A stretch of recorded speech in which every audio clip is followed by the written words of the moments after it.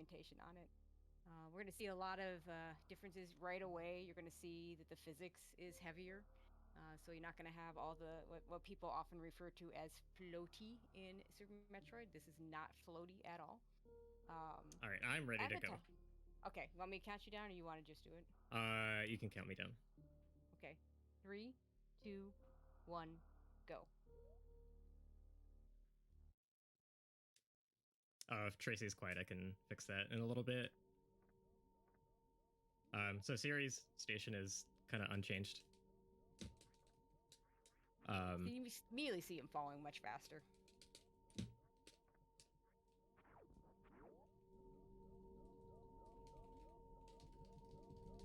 I guess once we get apparently there are mic issues, so once we get that fixed, I can re-say all the stuff that I just talked about.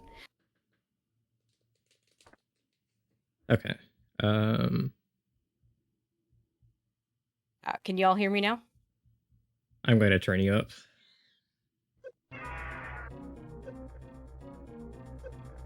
Okay, chat saying that they can hear me. So, okay, so yeah, Sirius Station's pretty normal. We're still going to damage ourselves down to get through Ridley. You should have already noticed the heavier physics. That's one of the hallmarks of this hack. I'll repeat the stuff I said earlier since apparently you couldn't hear it. This ROM hack was made in 2006 by Drusuf. A lot of the custom programming is also done by Kajardin, who is by far knows the most about assembly programming in the SM community at the time. Created most of the initial documentation for it. Series is basically unchanged, as we said, except you'll notice that the timer is shorter, which is kind of fun because we have the heavier physics, and we can't wall jump yet, you'll notice, so you have to just do this with regular jumps. But still, I mean, 30 seconds, still pretty generous for this, and so you're already at $14.99, not too bad. Yeah. So I started running a new route of this year, and it is significantly more dangerous than the old one, so that's going to be fun. Basically, the new route is going to be trying to do the bulk of Norfair in one trip. So it's going to be doing lower Norfair with just Suit and no gravity, which is going to make it really dangerous. And it also does a really, really dangerous sequence break to get Speed Booster early. So basically, it's going to remove all the backtracking from the first half of the run and put it in the second. You really can't get around backtracking in this hack. There's so much of it. But if we move it to the second half, it'll be when we actually have all of our movement items. So that's the main purpose behind it. And it probably saves maybe 4 or 5 minutes, but it's really hard to time. Do you want to talk about the Guardians, actually? Sure. Okay, so as many of you know, Super Metroid normally the end is gated by just beating the G4 bosses, Kraid, Fantoon, Dragon, and Ridley. Here, technically, we don't actually have to kill those bosses, at least not directly for Turian. Instead, there are going to be 12 Guardians that we're going to find, which is similar to, I guess, the keys in Metroid Prime. I don't know Metroid Prime very well, so that's I've gotten that from other people. And we have to find all 12 Guardians before it'll let us into Turian. That is the gate of this game. So some of the bosses, some of the major bosses are actually skippable. Actually, every single one of them is skippable. Yeah, that's what I thought. This year we found out you can actually do like a true reverse boss order, so you can get to terrain with none of the major bosses defeated, and then actually escape the escape and beat the remaining bosses after that. It's a really, really crazy run that I'm probably going to be working on maybe later this year if I have time. But we fight Ridley and Dragon in this run because they're very difficult to skip, and Dragon's also very slow to skip, so we're just going to fight them. But the sequence breaks that we do in the new route actually get around. Oh, we fight Fantoon as well. That's slower to skip. Yeah, Fantoon is still in here. Kraid is the one that we skip. Kraid was gotten in old route because it's kind of it's the intended way to get to East Norfair. But since we're going to be sequence breaking the crap out of Norfair, we actually get to skip Kraid. Which actually introduces some complications later in the run, because there are some doors in Breadstar that aren't going to be open because of Kraid not being dead. The routing in this is actually super complicated. One of the reasons that despite, like, in addition to this new route being super dangerous, one of the reasons that I hadn't attempted to, like, work on it for so long was that there were just too many inconveniences that were caused by not having gravity in certain areas, not having Kraid dead, not having Crocomire dead. Certain doors that we used to use for convenience just aren't usable anymore. Things about this hack is it's so I'm gonna do an unmorph, size. a timed unmorph here to not get hit by this pirate. It does 33 damage, so a lot of the enemies in this are super beefed up. Some of these enemies like don't even take damage from non-charge beams or missiles, and our missile ammo is really tight, so we have to open a bunch of doors.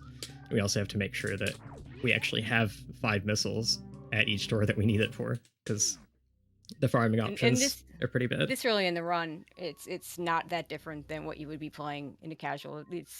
It takes a while to actually get enough ammo to relax with it, even in a casual playthrough. I recently played this hack about 6 months ago, finished it, and yeah, it's a tough one, but I had fun with it. So yeah, there's a lot of it doesn't really pull. It's not a Kaizo style hack, but it definitely so the physics changes actually. Part of their purpose is to make it difficult for veteran Super Metroid players to sequence break the game. So like your wall jumps don't work the same. You can't really do them everywhere in the same ways that you could in vanilla. Infinite bomb jump is really hard in this. It's considered an advanced technique and only required for 100%. And it's actually pretty hard to accomplish things with it. So we're going to do a lot of infinite bomb jumping, and just for those of you that maybe might consider playing this casually, you don't need to do a single infinite bomb jump casually. So just to be clear. Oh, so we have to fight Spore Spawn. We're going to use it a lot. Which you never have to fight Spore Spawn in vanilla speedruns, pretty much, because there's lots of ways to skip it. But in hacks, it's pretty common to be forced early. So we have to do a 5 missile fight, which is pretty tough. I'm going to be trying to get as many missiles as I can. So in the second round and onward, what you can do is, as Spore Spawn's opening up, if you hit it with missiles, the missiles you hit as it's opening will not cause it to close. I got 4 in round 1. That's really good. It's really hard to get 4. And a waste of missiles so that I can continue to get drops. Oh my god, I got the 2 round. Let's go. 2 rounds really hard to do. It's actually pretty hard to do a 3 round even, if you don't take advantage of that trick where you keep Spore Spawn open. And I want to make sure that I have a missile for this 0 over here, because it does 40 damage and it is not vulnerable to normal shots. So it would do a lot of damage to me if I wasn't able to kill it. So you'll see he just picked up those wall jump boots. They look just like high jump boots, but now we can wall jump off certain walls. There are some walls that are specifically meant for wall jumping, and you'll notice them when he's jumping off of them. They're pretty obvious. And of course, other walls that are not obvious that are wall jumpable. And then some walls you just can't. Yeah, it's actually a hidden tile property for it. So it actually doesn't depend on what graphic it is, even though it might look like that. So it's arbitrary, basically. You have to know which ones you can jump off of, which ones you can't. Yeah, I always assume that the ones that have this specific graphic are the ones where basically Drew's saying, hey, here's a place you want to wall jump, and then the other ones are just hidden. Spore Spawn has 1 missile fewer worth of HP, but that's it. So the wall jumps you notice look more like fusions, or kind of prime 2s with this screw attack. Yeah, you're intended to jump wall to wall only. If you do the opposite direction input early enough, like that, you can actually wall jump off the same wall. So we call that single wall climb. You can actually chain those. It's really hard on hands to do that, but there are some places where it's just better to do that for efficiency in a room with the way the walls are spaced out. And there are some places where we also use that for sequence breaks. So like here, I'm going to use one because it's just better than having to cross both walls again.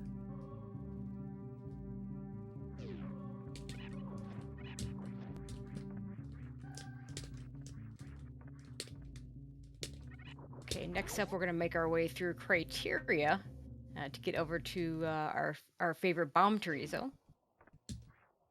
Because we always need bombs. And if we're gonna do infinite bomb jumps, we better have bombs to do it with. Yeah, there's gonna be a lot of them in this route. There weren't quite as many in the old route.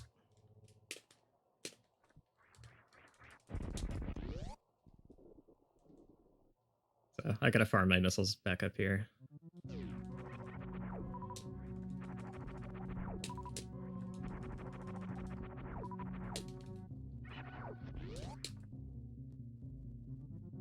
Yeah, again with the constant having to get those missiles. Like I said, it's still, I don't even recall there being that many missiles available up to this point, and there's no E-tanks available up to this point, so we're still working at pretty low amounts of I'm gonna do this tile equipment. perfect jump here.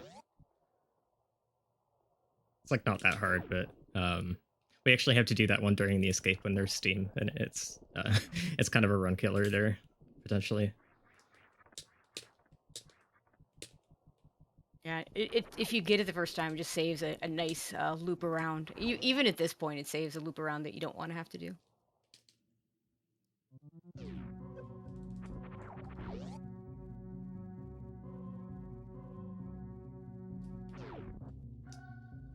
So something that we'll be seeing a lot later, or kind of throughout the hack, is that it takes a lot of inspirations from Metroid Prime, the Metroid Prime series.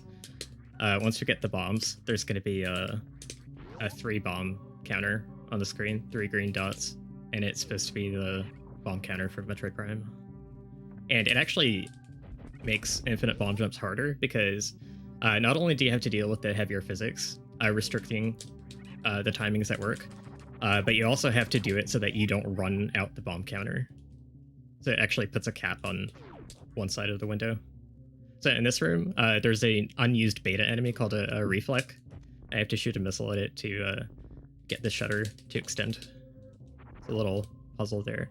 The reflect wasn't used in the original game because there's it's kind of buggy. The hit detection isn't very good, and it also has a glitch where if you bomb it, the game crashes because it doesn't know what to do.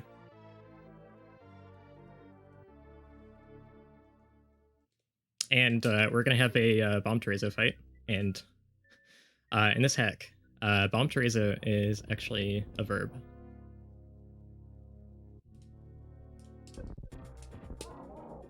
Oh, yeah, I missed it. Kind of cool that bomb chorizo is weak to bombs.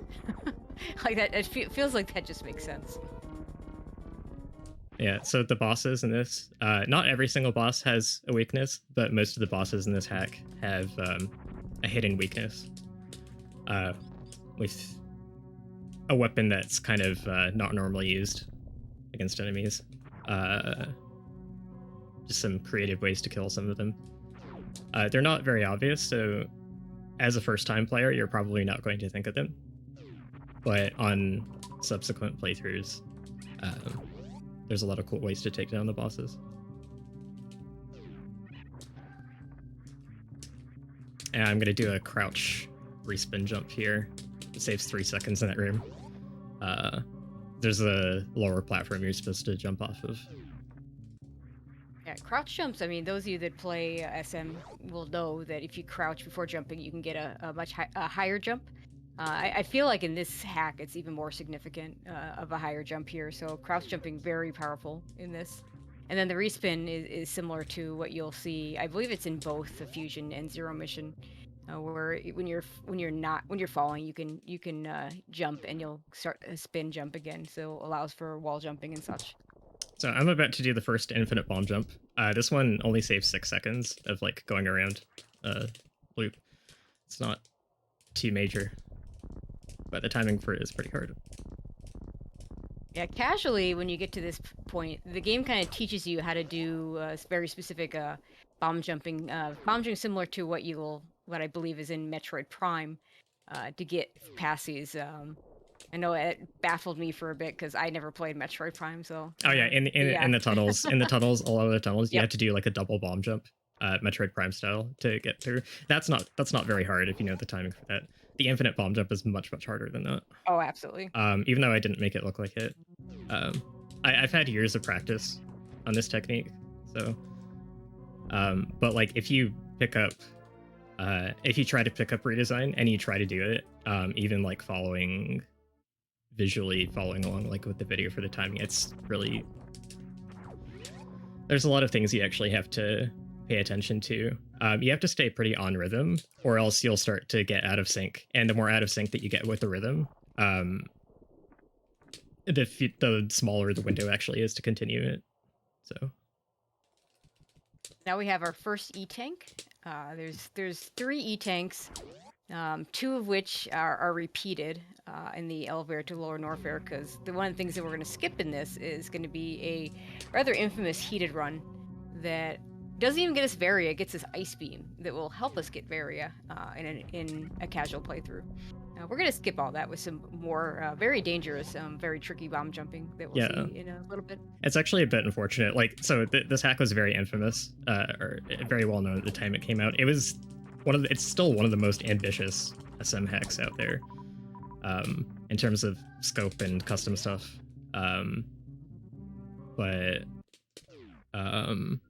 Actually, we can talk about that a bit later. Right now, I'm going back to Brinstar, and we're supposed to get to Red Brinstar to get to the Norfair elevator to do said heat run, but I'm going to go there a different way than intended.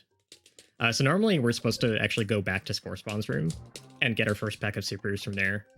It requires bombs, which is why we couldn't do that earlier. But I'm actually going to go a different way. This leads to a path further into Red Brinstar, and it saves 2 minutes to go this way, and we can actually get a super pack from a pit of spikes here. But you're supposed to have high jump to take this route. So what we're going to have to do is we're going to have to do some single wall climbs, one to get out of the spike pit, and one to reach the far ledge, which we're not supposed to be able to get to yet. So I have to time this bomb so that I don't get hit next. Oh no. I took extra spike hits. It's unfortunate. Yeah, some of those spikes will do 60 damage without a suit, so definitely need to be careful here. Oh my goodness. There we go. Yeah, spikes are generally split into weak and strong spikes, and those strong ones will do that 60 damage. Yeah, that pit has both of them, so it's kind of scary. So there's a power bomb blockade here, but there's actually a secret tunnel you can roll under. So this is like sort of intended, but not supposed to be the casual way to go. One unfortunate side effect is we miss out on a really good oh crap. We miss out on a really good 10 muscle plaque to grab, and we also miss out on charge beam for the time being. Which it'd be convenient to have those things, but we don't strictly need them right now. So the nice thing about this route is that we get to there's some underwater rooms in Red Brinstar, and normally we'd have to go back and forth through them, but this time we only have to take the trip out of them instead of in and out. Okay, and this is the energy tank that's not repeated, so you actually do have to find this one. Yeah, casual playthrough. This is one of the ways to actually unlock the door to the Norfair elevator. So I mentioned we're not actually going to be doing that heat run, which is unfortunate because I think it's one of the more iconic things in the hack. But the skip to go directly to Varia suit without doing the heat run to get Ice Beam is way harder than actually doing the heat run. It's also way faster. It's like 2.5 minutes faster. For people like learning that, oh, actually, I'm in here. I'm going to set up, I stopped that specific spot so I can do this jump and morph to get hit by that spike in a particular way to coast me through this room.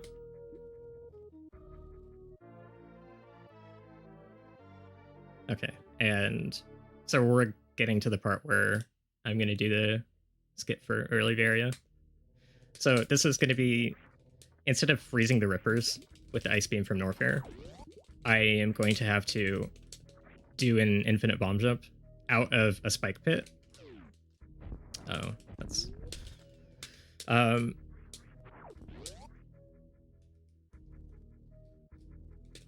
going to have to use kind of the right edge of the ledge of the pit to brace my starting bombs to push them into being a straight line, but I also have to time the bomb that gets me out so that my iframes don't run out in the middle of the spike. Oh, wow, okay.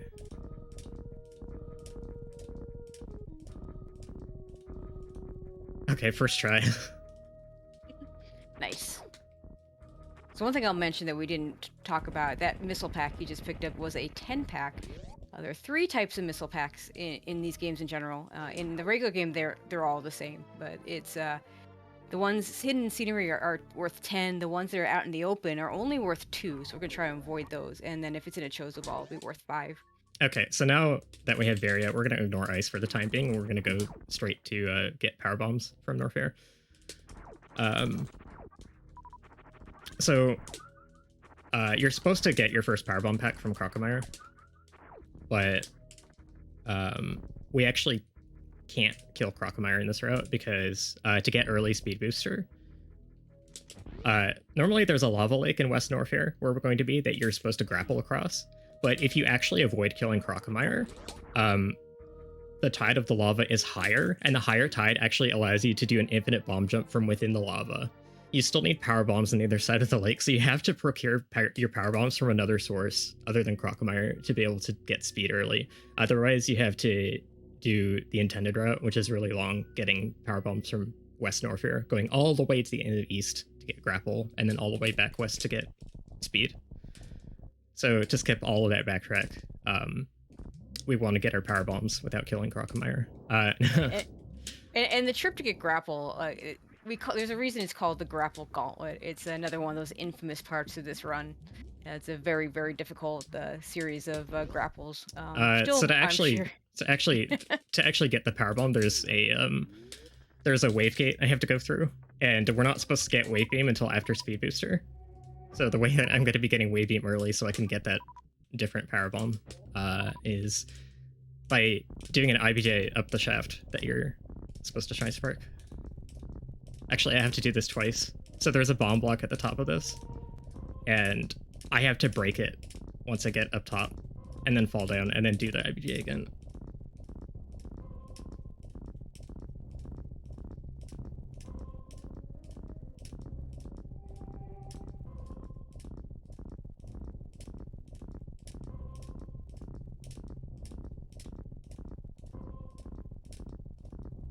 Oh, don't you dare. Oh my goodness. Okay. Yeah, like I said earlier, lots of IBJing early on in the run. And I don't even think this is the worst part. It's not.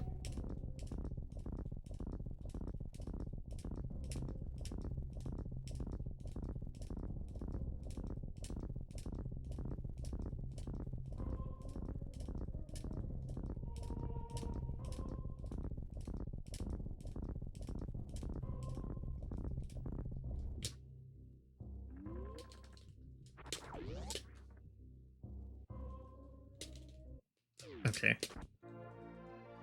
Actually surprised I got both of those first try.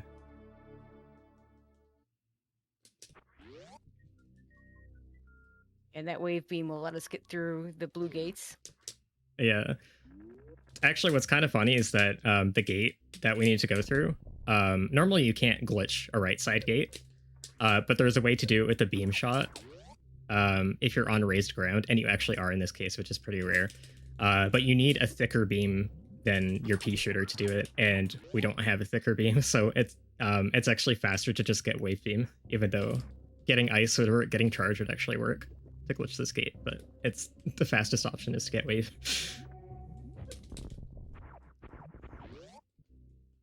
Okay, so the thing that this wave gate is behind is an absolutely terrible diagonal IBJ maze.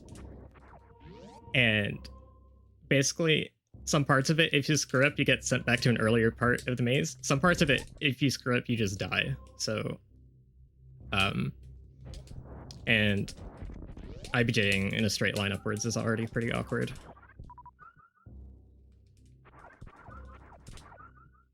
Wave beam lets us farm here a lot more efficiently, so it's good to have for that purpose. I think you need to take a save here before. Oh yeah, I'm gonna take a save before this. That's what I'm here for, to make sure you take the saves you don't normally take. I actually do take the save kind of often on days where I just like want to finish runs, because this is such a run killer.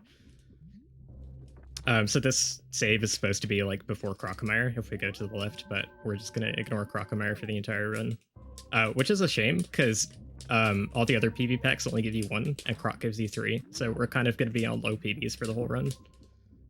And we're just gonna morph to dodge that Disc Giga, let it jump over us. It does 115 damage, which is a lot. Okay, so y'all are gonna see how fun this maze is. Yeah, it's a little reminiscent of the maze in Impossible. You haven't done both. I want to say that you think this one's the harder one, so. Yeah, I actually do. It might not look like it, but I think it is. Yeah, I feel like there's more directional changes on this one. Just watching you do. Gotta be in the very edge of this one, and then use the opposite wall to brace the bomb jumps so that they end up vertical. And then a lot of the next ones I have to start diagonally. Yeah, this is never required unless you're doing, this area is never required unless you're doing 100%. At which point it's much easier to do a space jump. I'm scared. You got this.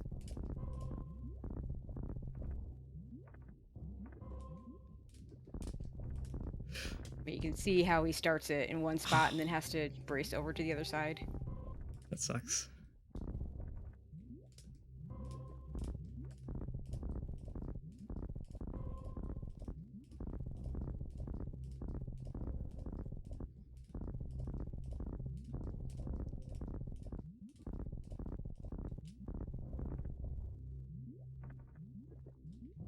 And yeah, this is gonna, this is what allows us to do that early speed route. I ran out the bomb counter. Allows us to skip the grapple beam for now.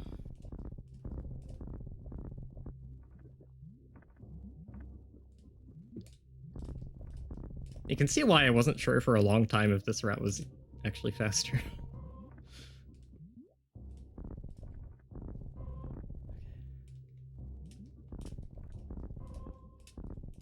Yeah, I see someone mentioning it in chat that there's plenty of morph blocks. That's going to be pretty significant coming up with a trick that will let us get into Lower Norfair. We're not going to talk about that right now, but yeah, the morph block, which doesn't occur anywhere in the vanilla game, but it is pretty common in this one.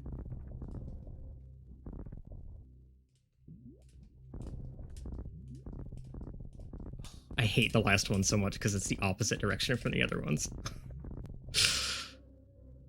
Okay, we survived the maze. All right, let's go. And then we're gonna take a save.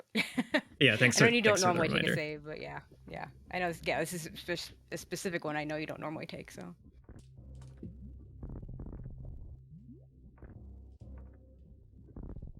Okay, so We're now not quite out of the woods. Still have to get out, but yeah, we have to get out, and so now we have to go to the lava lake. There's actually 3 lava lakes in Norfair, in Redesign, and I decided to name them after some of the Magmore lakes from Prime. So the one that we're going to do for Speed Booster, I named that one Fiery Shores. Oh, I have to take this. I forgot the save. Yeah, take the save. So I have to do an IBJ from inside the lava. And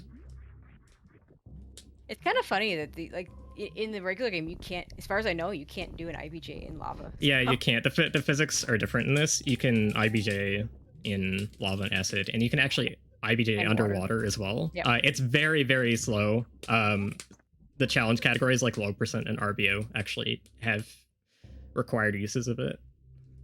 But it's like ridiculously slow. There was one in one of the low percent routes that takes like 15 minutes, and if you run out the bomb counter at all, you have to start over. Okay, right now we need a power bomb. We can have, well, one of the nice things in this game is gates and power bomb blocks and speed blocks in a lot of places.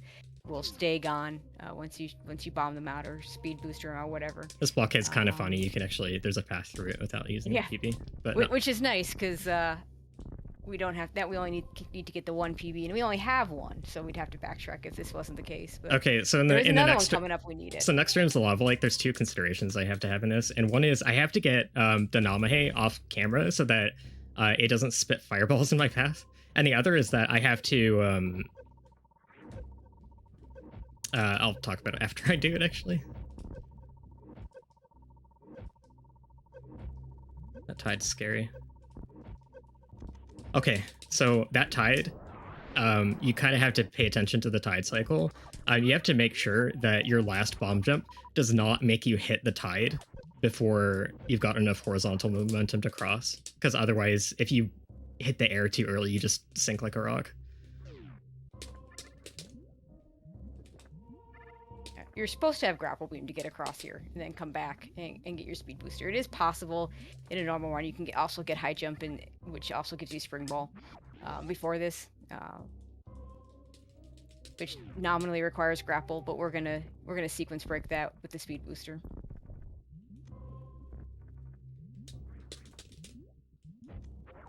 So these little bomb jumps that he just did to get horizontally across, those are required. So there is a certain amount of horizontal bomb jumping you do need to do in this game if you are playing casually. It's just single ones. Yeah, they're not bad. They're not too bad. Yeah, it is something, it is something that is required. And okay, now speed booster escape. This is kind of funny. So if you play this casually, the speed booster escape is actually pretty challenging to get out of before the lava catches up to you. But the way that it works is, and this is how it works in vanilla, so there's an actor that when you pass it going left, it makes the lava rise faster. And in vanilla, it's basically where the missile is, right in front of the door. But in Redesign, for some reason, he moved it really far left in the room. And if you angle that shine spark to avoid the actor, the lava never starts rising faster. So it's actually pretty lenient to get out if you know to avoid it. But most people playing casually will hit it, and they'll have a tough time contending with it.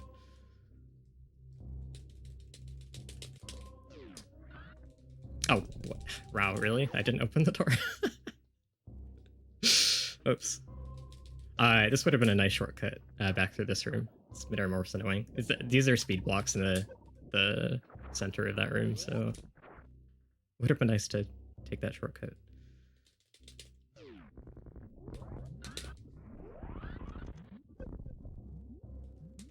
Okay, next we're gonna go ahead and pick up those high jump boots.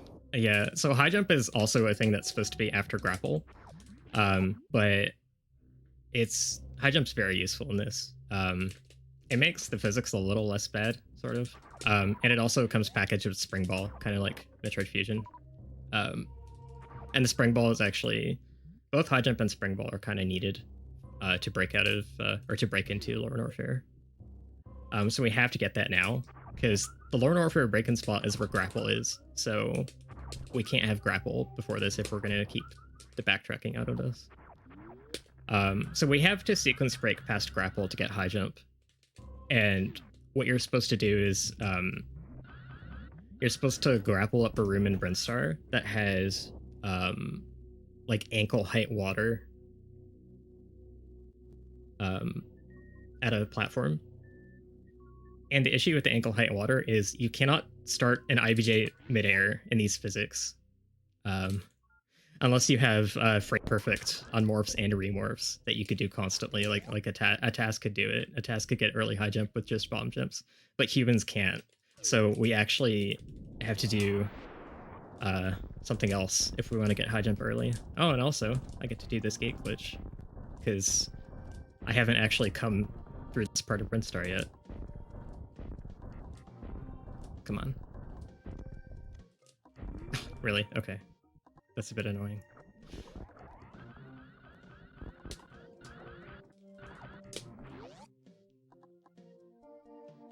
So I have to do a glitch called a spike suit. It's used in vanilla speedruns to save like a little bit of time coming out of Dragon, going through the Coliseum. Did I seriously get it off of that? Oh my, that should not have worked. Okay.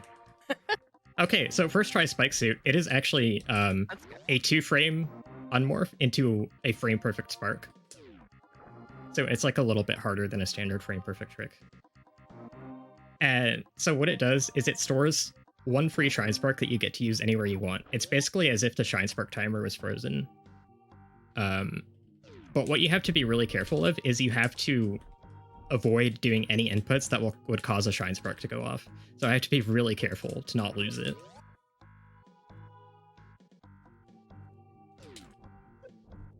And we're gonna get a couple things while we're at it before we even get the high jump, because we're gonna get charge beam here. Yeah, we're also gonna go back and get the Spore Spawn supers that that we skipped earlier. I'm gonna remind you now to get the Diagon Alley supers after. Oh yeah, you might. Please remind me after I actually pick up high jump, because I will probably forget.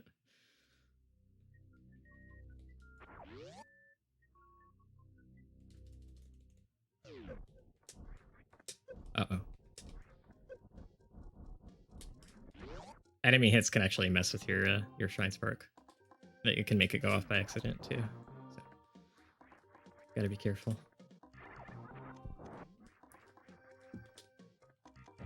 Basically, rules are you can't press up when in a mid-air spin jump. You can't do a non-spin jump unless you're holding angle down. And if you do a damage boost, you have to continue holding the direction and the jump button until you hit the ground.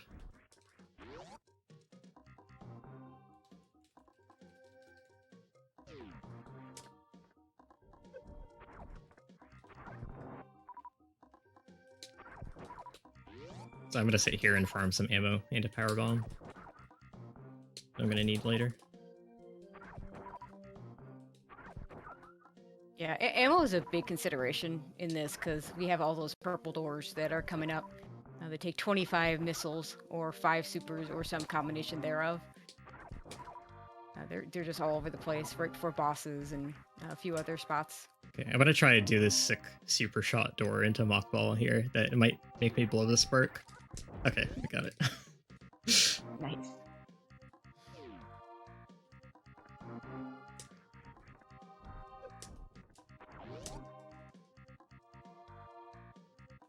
I like that you're strat too much to not risk it. Mock balls are my favorite strat in general, so anytime you want to do a mock ball, I'm good with that. It's the weapon switch that makes that one hard.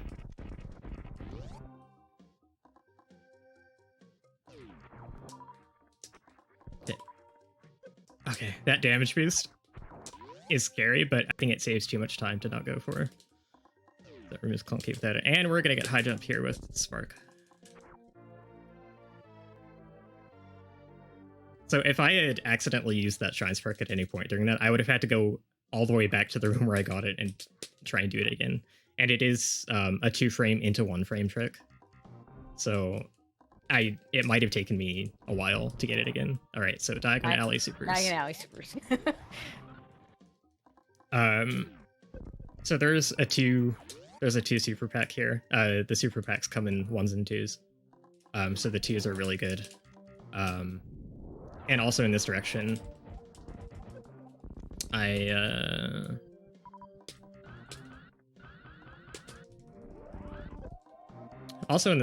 have to actually remember to free the Decora.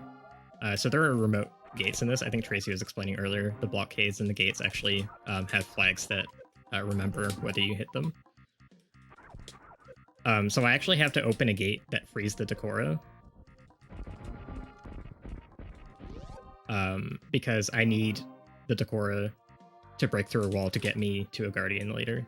It's going to be a lot later in the run, but I have to do this kind of as setup. And since we're here now, it's a good time to do it. So go ahead and let that Decora go free. Yeah, this is a good time to do it just because this 2-pack of supers is really valuable. This is an annoying farm spot. Actually, I would like health. My health is really bad. Please.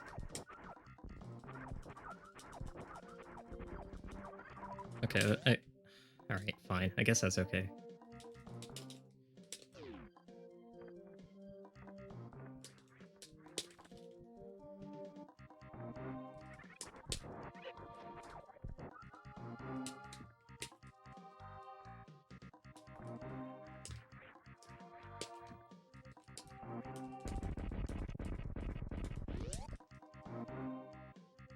So I'm just gonna shoot that gate open. That's very important for later.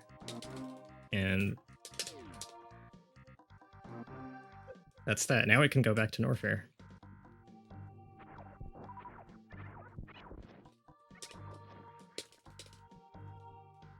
In fact, next thing is, well, no, first you gotta get screw attack. That's gonna be very important to lower Norfair. I'm not sure I want to see how that works without screw attack. Without gravity suit and without all the other things you would normally have. That's what low percent GT code does. It's bad. Yeah.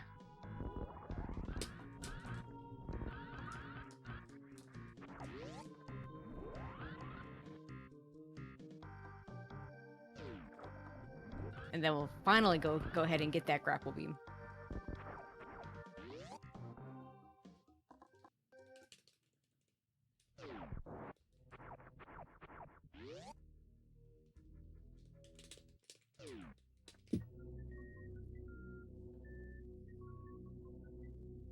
So I'm actually about to get an energy tank, and it's from a room that's adapted from Metroid Prime. This room is based on Transport Tunnel A in Magmore Caverns.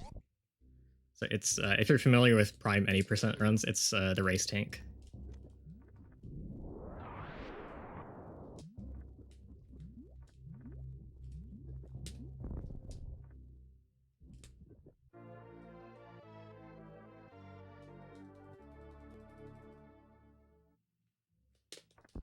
Dude, this is where we get Ice Beam. I almost forgot about that. Oh yeah, we gotta get that too. So this is the initial heat run that we skipped. And Ice Beam in this game is hard required. The Metroids in this game will not be damaged by power bombs. You have to have the Ice Beam to do it. And of course, they're kill enough Metroid rooms, so gotta get that Ice Beam at some point.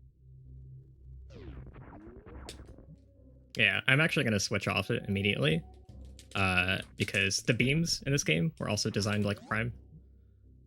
So you can't stack them at first. You actually need a... There's an item called Beam Combo that you have to get to be able to stack your beams again, but without it, it forces one beam at a time. And also, the beam's rate of fire are based off the Prime games. They're actually different from each other. So Ice Beam fires super slow, and as such, it is not really convenient to have on. Yeah, Wave Beam is pretty slow too, if I recall. I meant to time the pause so that you got to see a purple ice shot from the palette switch there, but I messed up the timing. So after we get Ice Beam, we're gonna Shine Spark across, I call this one Twin Fires Tunnel. Because it kind of connects the two halves of Norfair. You're supposed to cross back across it once you get grapple. So getting to East Norfair this way. Whoops. Getting to East Norfair this way.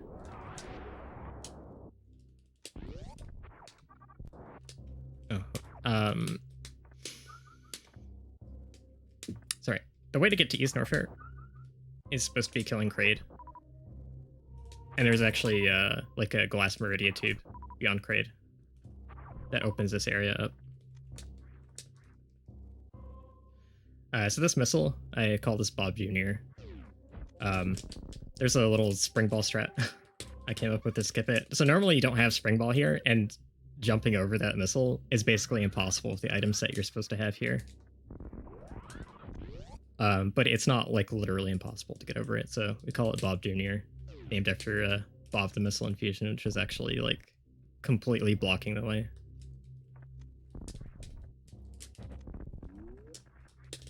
And here we're going to do a Shine Spark chain to get Screw Tech early. We didn't really talk about the Shine Spark. I mean, it's basically the Shine Spark chains from Fusion and Zero Mission. Again, another thing that's never actually required in a casual playthrough, but allows a lot of different sequence breaks. If there are some items, if you're doing 100%, to do require them. Okay, I want to try and spark at a particular height to get a chain off of the inside of the alcove here, so that I have a convenient way out. All right, we got it. So if you're doing this sequence break before you have gravity, in most cases you want to make sure you spark at the right height there so you can get a chain out, because otherwise you end up in a big lava bath. There is actually a way out of the lava bath, but it's kind of... It's slow and you take a lot of damage, and yeah, we'd rather not slow and damaging. Not something we want to do.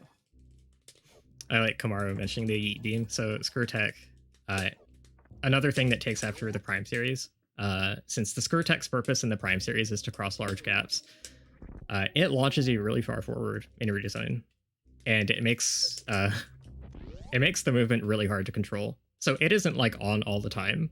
It basically works as long as you have the run button held when you do your spin jump.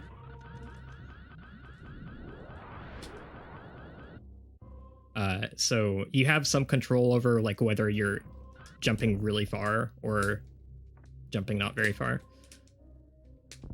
Space jump actually modifies your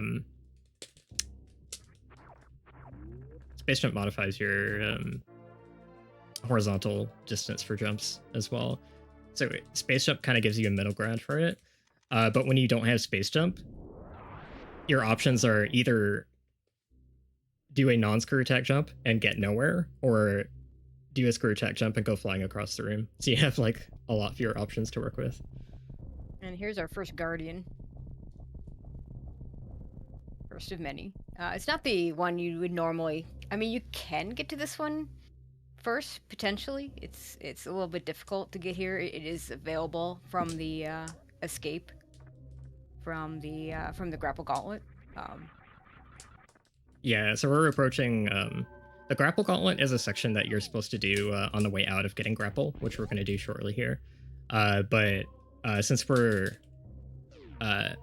going behind grapple beam directly into the lower Norfair shortcut, it's intended to be an exit, but we can break into it. We don't have to escape using the grapple gauntlet. It's a really deadly series of rooms. It's a big acid pit, and you have to do a bunch of one-try grapples. Some blind grapples off of rippers and stuff. It's the most unfair part of the game casually. This route doesn't have to do it. The older route had to do it, but we get to trade that for a bunch more dangerous stuff. So this cape I'm about to do, actually, once I get grapple, I can seal and clip into a tunnel. But then after that tunnel, there is a... Actually, you can go ahead and explain this one, I think. Okay, so first of all, when he's going to clip into the area, that's one of the reasons why we need the high jump boots. And then this next little part, basically, he's got to... there's a one of those blocks that forces him to stay in one of those morph blocks, and he needs to avoid it. And it's a frame perfect frame spring perfect, ball. and it's based on the collision oscillator that occurs. So not only do you need to get it in the right frame, but it also needs that collision oscillator needs to be on the off. Yeah, basically. So basically, there's a... I have to do this on the right frame, and there's only a 50% chance that it won't work even if I get the right frame. It looks like I'm doing nothing, but the game like literally disables your up and down inputs when you're morph locked. So I can't unmorph unless I do this. And also I saved earlier because there's a soft lock risk for this. If you step forward and you touch the morph lock tile when you're unmorphed, it still disables your inputs, so you can't remorph, so you're stuck forever.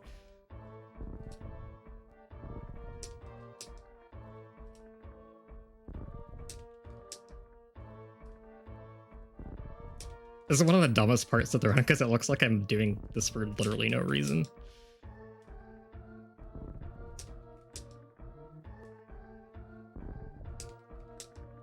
This trick saves 4 minutes, by the way. It saved 4 minutes even when we were doing backdoor lower Norfair and old route. That's how much more efficient it makes it. Well, the front door isn't even available without gravity suits. Yeah. Because it's a very, very long lava section that without gravity you're just never going to survive it anyway. And one of the fun things that was put into this game for reasons unknown is if you try and shine crystal flash in lava, the game will just kill you. So so that's not even an option. Not that we have the ammo for that, but like the options are pretty limited. I wonder if maybe that was the reason, actually. The reason might have been so you can't do frontal warfare like that. You know, that's actually a really good point. I wonder about that. Because I know for some of the runs that you were talking about, there's a guardian at some point that it's you just can't make it. Yeah. Either a lot of E-tanks or a crystal flash or gravity suit. So believe it or not, you would be able to beat this entire game suitless without picking up either Varia or Gravity if it were not for one single Guardian that's behind a bunch of lava rooms, and if not for the fact that Crystal Flash kills you if you use it in lava. Oh my goodness. It actually usually doesn't take me this long.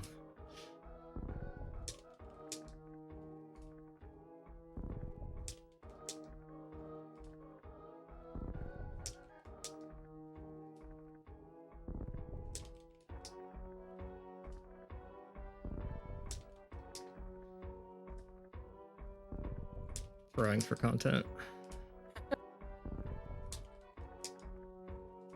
Yeah, it's the karma for getting the bomb jumps, getting the early power bomb so Yeah, quickly. the rest of this run has been really good.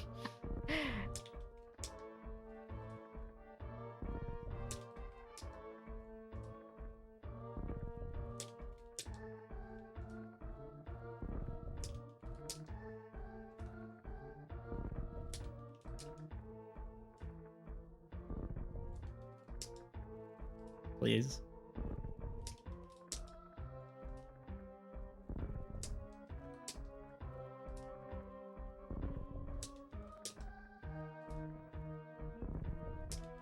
I do like a normalization setup with this bomb to make me start from the exact same spot, and it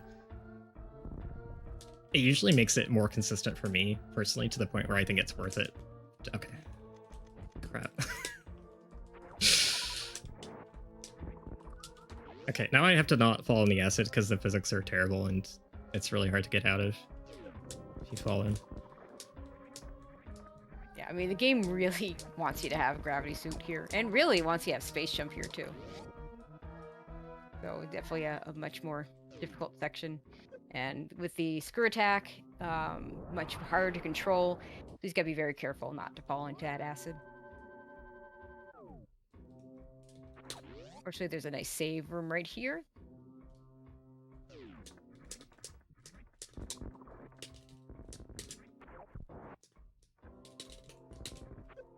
Okay, this bull room is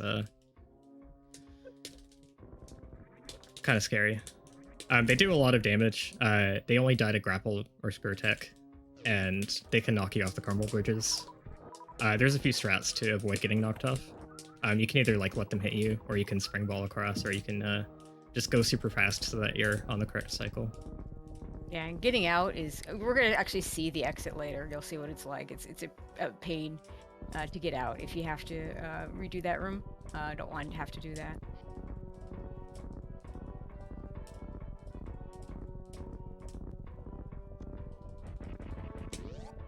Okay, so we're coming on Ridley soon. And okay, nice. I at least got that one. Yeah, so this gate glitch saves quite a bit of time. It also saves a fight with some ninja pirates, so very nice to avoid those. Okay, the pre-Ridley room is gonna look familiar.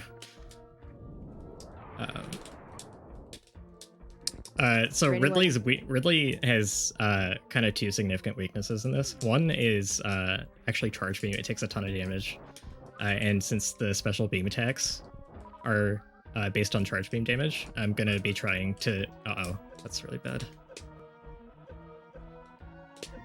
My goodness. Yeah, you do not want to fall in the acid. It's really hard to get out.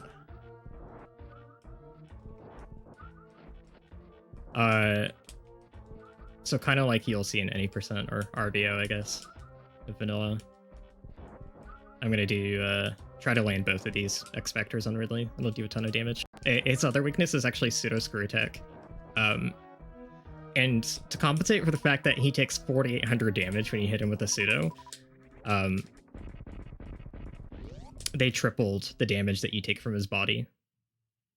So you can do a ton of damage to him by pseudoing him, but you'll pay a significant price. And without gravity suit, it's... Oh, I accidentally hit him there. See how much damage that did? That was an auto pseudo too, so that was kind of wasted. But I hit the X Factor, so that's something. And super, well, we don't really care as much about supers here because they're so slow to fire. Missiles are really fast. You'll see him using a little more of that than you might be accustomed to in a Ridley fight.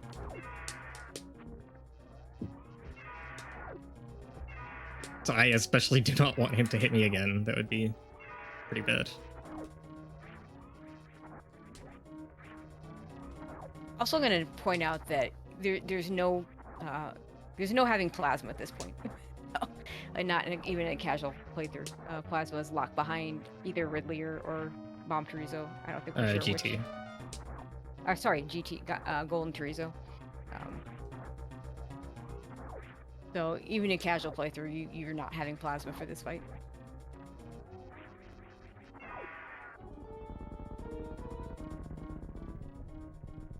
I guess you'd have the Spazer Ice Wave combination. So the body does 120 damage if you have gravity, but it does 240 if you only have Varia. Nice. I managed to land exactly in that acid pit. There's an invisible floor over most of this room. I think this is like from a Nestroid room or something. But... Yeah, this is from the room after Ridley in Metroid 1. I managed to land exactly in the Very acid familiar pit. with this room. Oh my goodness. Okay.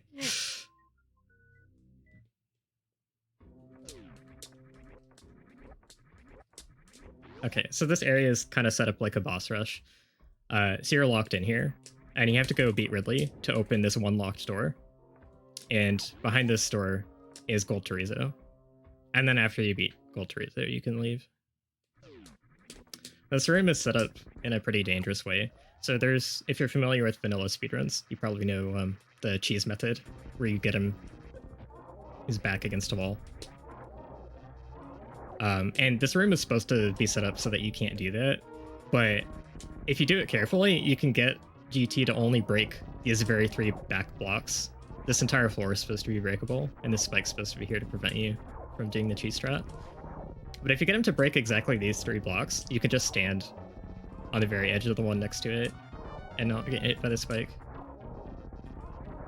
This will take a while, but we need the ammo more. At this point, we don't want to have to farm that back up, so I'm gonna go ahead and take the time to fire these shots and do this the safe way.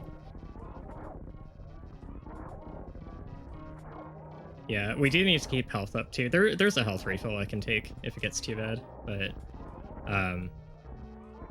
ideally I would be able to skip it. Actually, yeah, my health's kind of low. I might just take it. Yeah, I see in chat you're supposed to have space jump. Yeah, I mean the only thing you're not supposed to have at this point is plasma. Like at this point, you can literally have everything else. So we can't actually get plasma because it's inside a big room full of lava, and we just can't afford the health to go get it. So we're actually going to be getting Spazer later and using that as our main weapon against Weatherbrain. Just Spazer by itself. Spazer also has the added benefit of having a very fast firing rate. Oh, it's super good in this hack. I love it. Spazer is normally kind of a meme in Super Metroid, but the Spazer is actually very good. It's stronger than Wave, and it also fires way faster.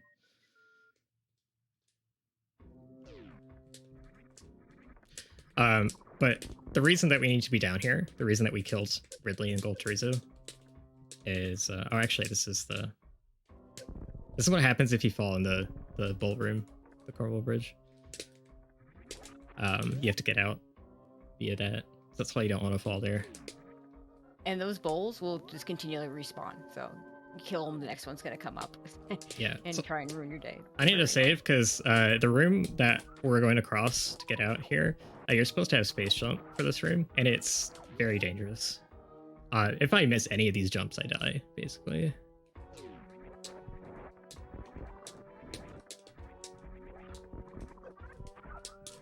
I have to do that one low too, so I don't bonk.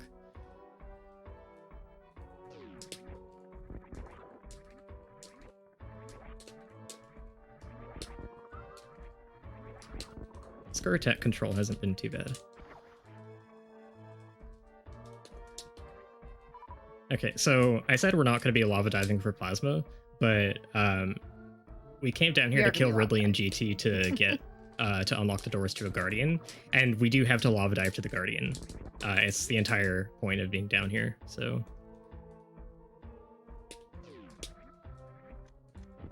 I'm gonna just super that block. So there's supposed to be this 8 super blockade here if you go through the front of Ella in the normal way.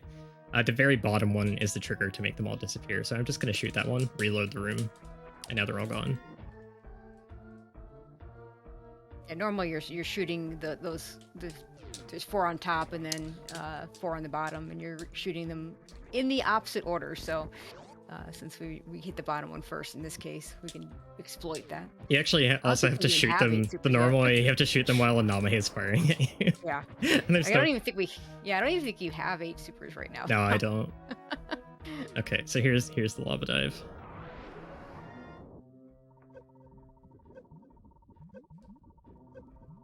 Oh, I missed the unmorph timing, really?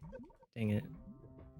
Okay, so the challenge, I guess, is getting back out. So wall jumps are really floaty in lava and acid, just like vanilla. Probably a bit more so in this. But you move really slowly in lava, so the challenge is getting out in time, and also you're just barely in range to be able to do these wall jumps. I have to crouch jump to try and get like maximum height to be able to be in range. Okay, that one's not too bad. This one I have trouble with. Okay, that wasn't too bad. This room is really dangerous because you could really easily land on gold pirates that do a ton of damage. Okay. This room as well. Yeah, we're still in a stretch of rooms where just everything just hits like a truck, so still have to be very careful. You know, again, the game still expects us to have gravity suit. We still don't have it. Okay, this is one of the exit rooms. It's really the only one that works for our purposes right now. All right, it's got rising acid in it, very slowly, and there's basically like a little sort of maze in here. Essentially, if you go the wrong way and you get lost in this maze for too long, the acid catches up to you and you die. But if you go the correct way, you can shine spark out and you end up back in the Magmore energy tank room. You have to start in Warfare. I mean, it's pretty slow rising acid, but yeah, I mean, it will eventually get you. Yeah, I saw you die in here because you were very confused. Yeah, because I couldn't get what that room was for. The shine spark. But there we go. We're out. Okay. So unfortunately, after all that stuff we did in Warfare, we actually still have to come back for one Guardian, and that is the Guardian I mentioned that is behind... it's actually behind even more lava than that other one, and we need gravity for it. You just don't have enough health to survive it. But all the rest of the stuff that we knocked out is really valuable to have done. And the main thing was actually having grapple and not wasting the trip to get grapple. Because we really, really want to have grapple for the trip up to Criteria to get gravity. There are ways to get gravity suit in Criteria without grapple beam, but they're very slow and very difficult. They're just like not... Yeah, if I recall, it involves a lot of underwater bomb jumping. That's one method. There are some others, but it's really complicated. It's more stuff for challenge categories.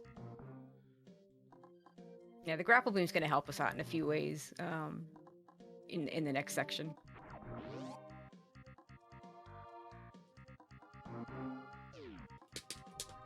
I'm also going to manage to route in another super pack. This one's a 1-pack, but...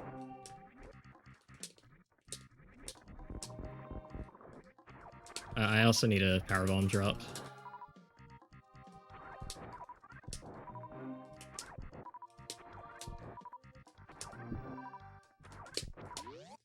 Okay, cool. So when we get back to criteria, basically any route that we've done for this hack is able to clean up the rest of criteria in one go. So our goal is going to be to get all 3 of the Guardians, get gravity, and then just be done with the area forever. The entrance to Turian is actually in Meridia.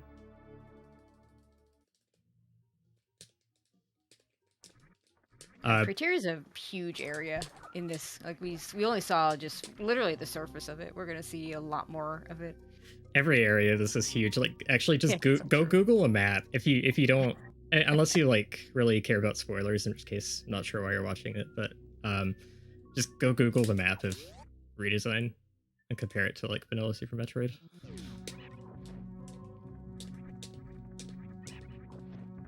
But fortunately, we're gonna be able to skip a large portion of criteria. It's gonna be like, so this next area,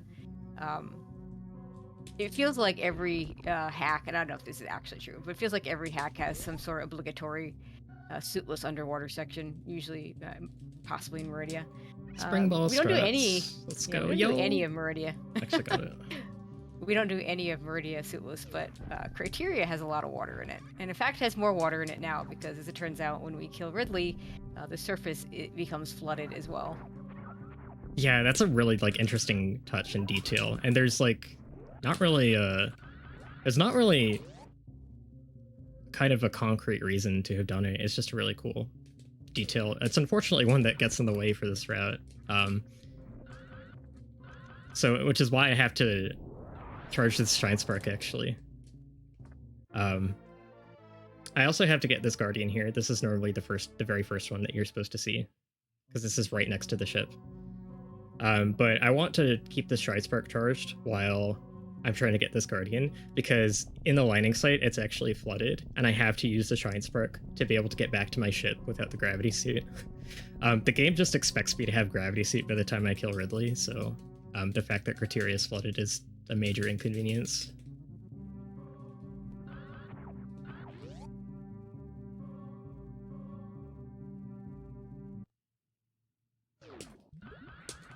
Alright, there we go. Even like ankle height water is a really big problem in this game. Yeah, let's not forget to get Spazer. I don't recall if this is before. Oh, or I did after. forget Spazer. Right, I was so focused on. Oh my goodness. Shout out to Aussie for All right, I have to reminding us do about that spark again. I have to go back and get Spazer. I did a good job not forgetting the supers, but yeah, there's there's so many little pieces, like interlocking pieces to this route, that it's actually easy to forget stuff in the second half. Yeah, I was ready to remind you about the supers because you did forget Spazer the last few before.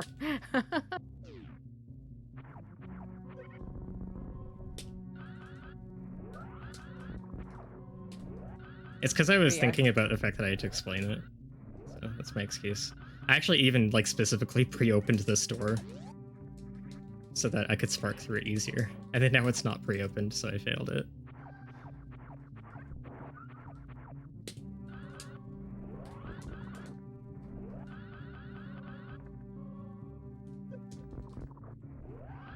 So you don't have to chain spark to get Spazer. There's a much longer loop to get it, but you can shortcut the loop by bringing a Shine Spark to this point. Alright, best beam.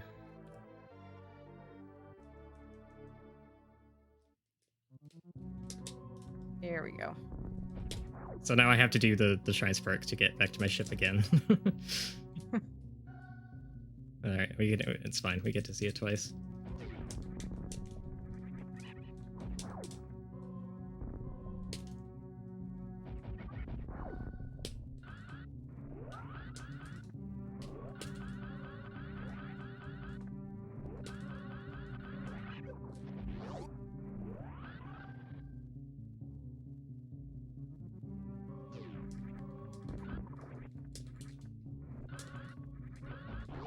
Then we don't get to see the cool frozen morph ball pose, though. We did see it once already, Yeah, so it's fine. We got to see it once, so yeah.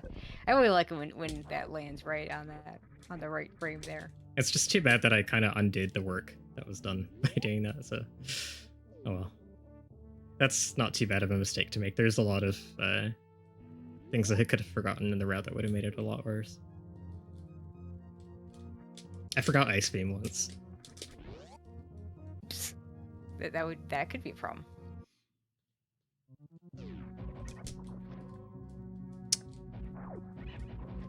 Oh, so Spring Ball in this, I didn't mention, it has triple the horizontal bounce as vanilla.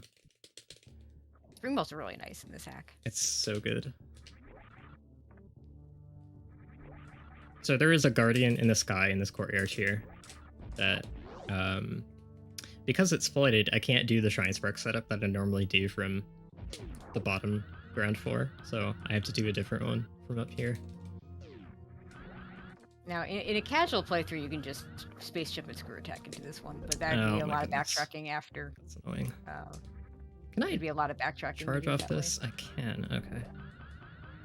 Backup strat.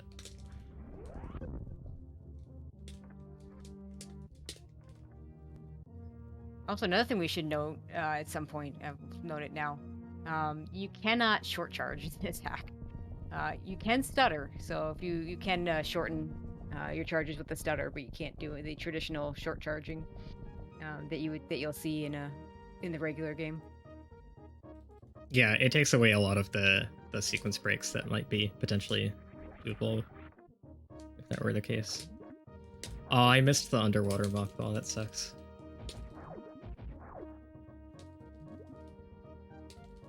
It's actually so slow if you miss this one. Okay, so I'm going to be doing a pretty cool trick here. Pretty unique to this hack to skip 2/3 of Criteria Depths, the underwater section. So I'm going to use grapple to glitch this gate. I'm going to use grapple to glitch this gate. There we go. That was supposed to work first try, but I didn't get it, so now I have to reset the room, because I actually still need that beamer.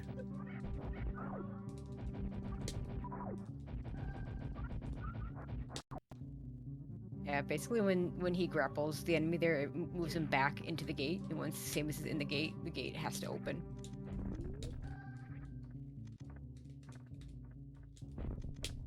So I can do it to get through this gray door as well. It skips a whole bunch of the underwater stuff. Not all of it. Yeah, I forgot to shoot the gate button again. The toggles for the gate in memory, it only toggles when you actually shoot it.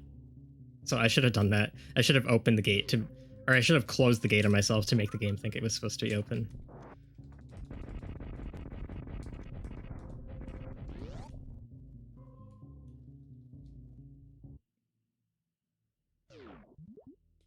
All right.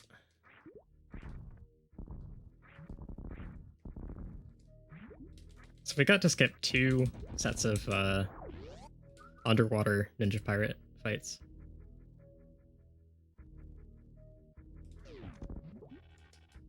But we still have to fight Fantoon.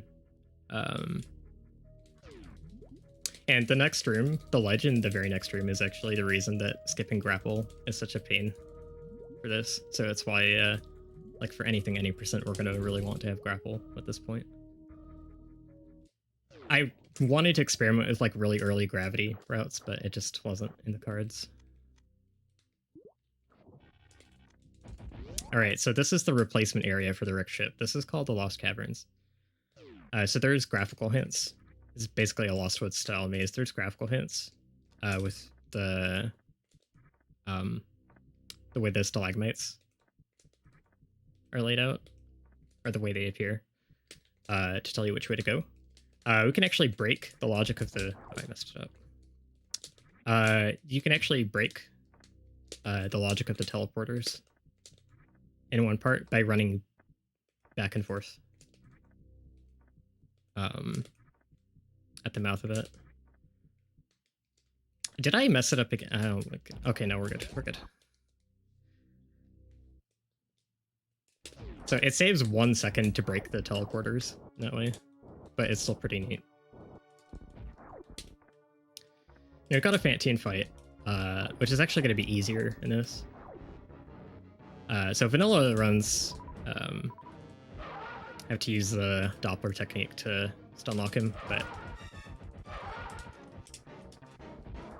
with the faster rate of fire for missiles, we can just do that instead. Nice. So in vanilla, your missiles don't fire quite fast enough. You actually have to walk forward at Fantoon to have momentum to push the missiles into him for that strat to work. And now we're going to do the very back half of Criteria Depths. Not half, but we're going to try to get... No, I immediately failed it. So there's a bunch of... There's this long Shine Spark chain that you can do through these rooms. That saves like 45 seconds in total if you get it. I missed the very first chain, so we're going to have to slog through it. Hard way. That's unfortunate. This part looks really cool if you get it. I'm sad.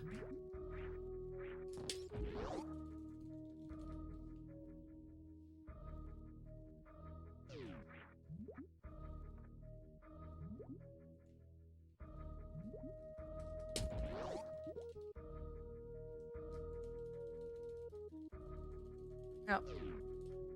Makes you do at least a little bit of the suitless.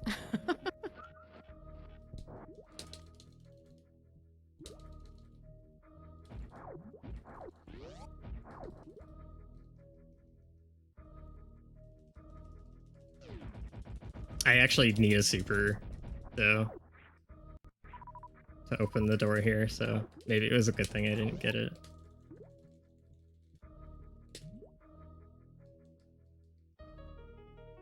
These drops. It's too bad I had such few missiles at the Fantoon fight. That was what incentivized me to kill it with my super, and now I don't have one for the door.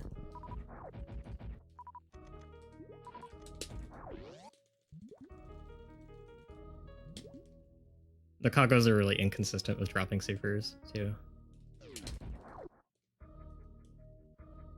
Yeah, I think they're your best bet at this point. So the drop tables in Redesign are actually broken. I haven't mentioned yet.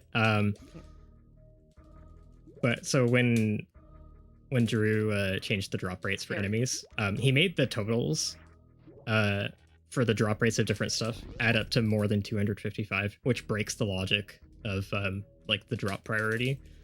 And so it can make it so that you have more than 100% chance to get a certain type of drop, and it can make it so that the game will never give you a drop type you're supposed to be able to get in certain circumstances.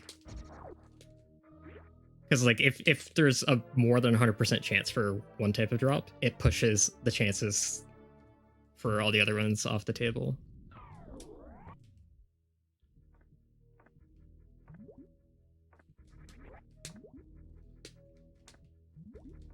Okay, so now we have Gravity Suit. I really like this Gravity Suit. It's styled after the Prime one, which I think looks a lot better than the Super Metroid. Yeah, also nice that it's clearly purple as opposed to the kind of pinkish purple version in the vanilla game. That, oh, I forgot to get my spike suit. Hold on, I need to go back. Yeah, go get that.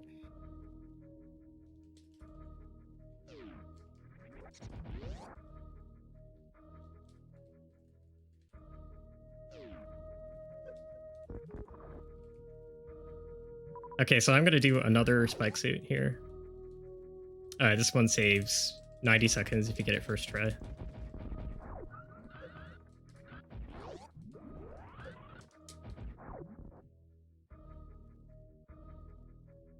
This lets you get the East Criteria Guardian without doing a long backtrack and loop around.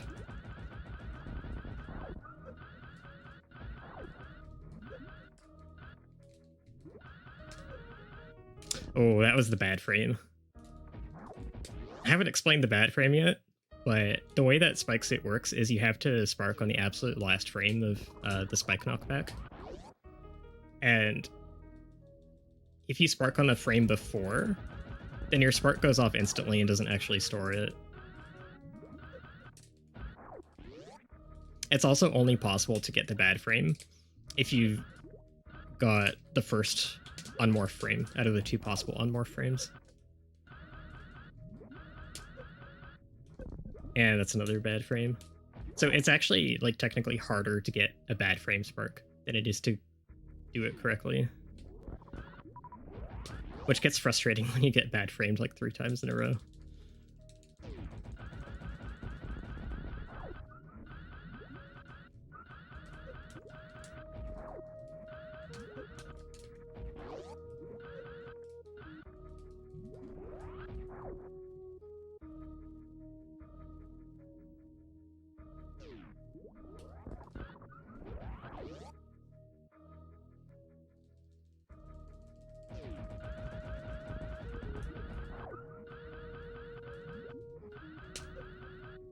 That's another one.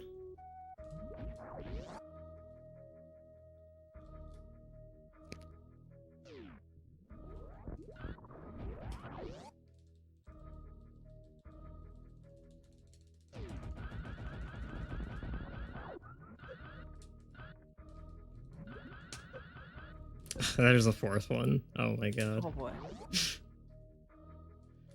This kind of stuff is why I put the estimate high. There's a ridiculous amount that can go wrong in this run.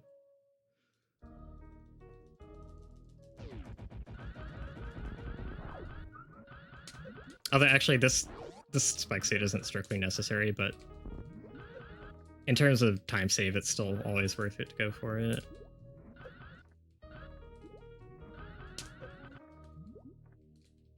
If it's gonna kill your run, you just generally allow it to. It just saves too much time to not do it.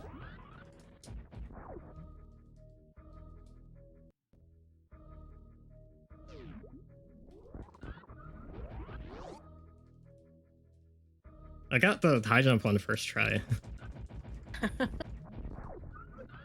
Well, you'll get this one.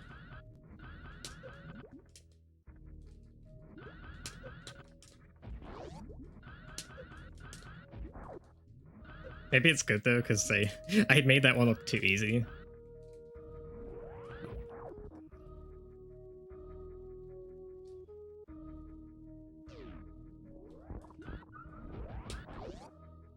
Actually, do the inputs the same whether I have spring ball or not.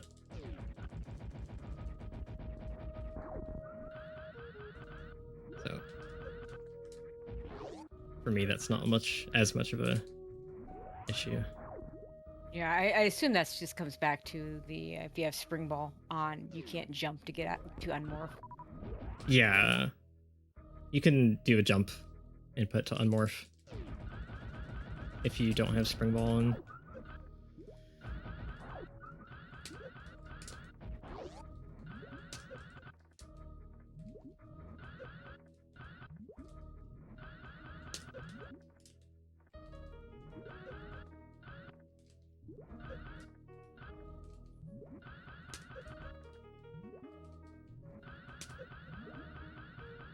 Thank you.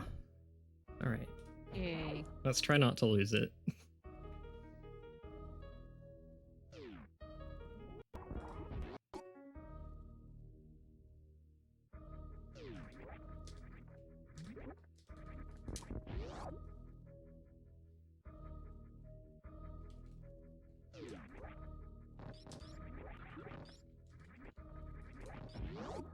So we're going to use it to shine spark up through a floor. Saves a bigger loop around.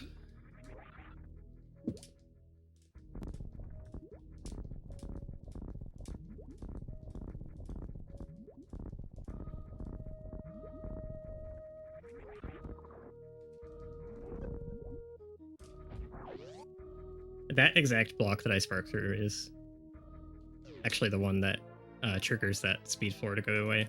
The way that you're supposed to break it is by doing a chain spark from the room to the left.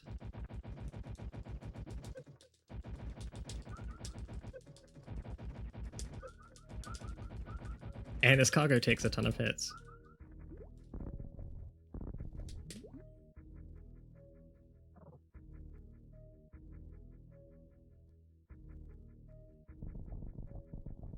Right, that's it for criteria. Guardians. Yeah, so one thing that we can do in new route, since we have screw tech at this point, which we didn't in old route, is we're actually going to get to Meridia via a different elevator. So there's an elevator right down here at the east end that we used to take. But yeah, I believe that's the intended way into Meridia. Yeah. Kind of like it's kind of a forgotten highway-ish, I think, in that there's just not a whole lot there. I know when I played through this, I didn't find that elevator till much later. Yeah, there's nothing really in that section. But it connects to the Kraid tube, which in old route, since we had killed Kraid, we were able to use Kraid tube to intersect with East Norfair and then go get Screw Tech, which was really preferred to have Screw Tech before we do the next Meridia section. But since we already have it, we can actually just go straight to the part of Meridia we want to be in. And that is going to be a gate glitch to get straight to Central Meridia, so we can quickly get space jump from Botwoon. There is a slight problem with this. So we're entering into a part of Purple Criteria that I haven't been through since we skipped like the intended entrance to Criteria Depths. And so there's actually a speed blockade that you're supposed to have broken from the other direction, but that won't be broken from me now, so I have to do this chain spark to get rid of it that you wouldn't normally have to do. Okay, and we got it. So there's not enough space to charge to break that one, so you have to carry that chain.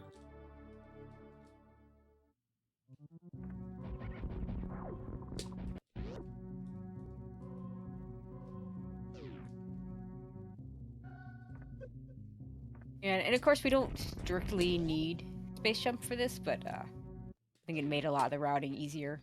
The routing... I remember when you were routing it and you were trying without space jump. Oh yeah, the routing for Meridia gets so bad if you don't have space jump. So we're not supposed to get into this part of Meridia. We have to do a gate glitch, and this gate glitch is super awkward because the gate is really high off the ground. So gonna save there in case I run out of supers. I'm gonna pre-open that door too because that door leads to the Turian entrance, and two purple doors behind that going into Turian. Yeah. Okay. I think I saved.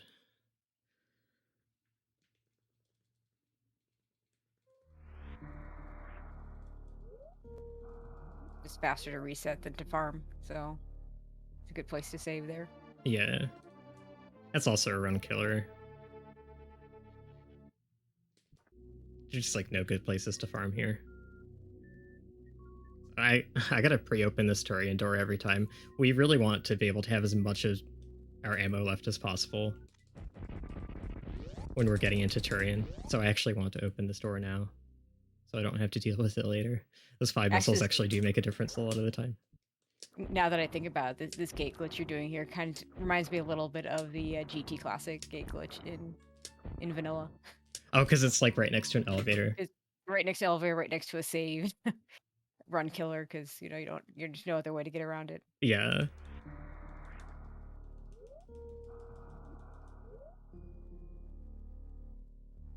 The gate glitches in this hack are already pretty awkward because of the physics, and also for one other reason. For a lot of them, Jury put like a sort of like guardrail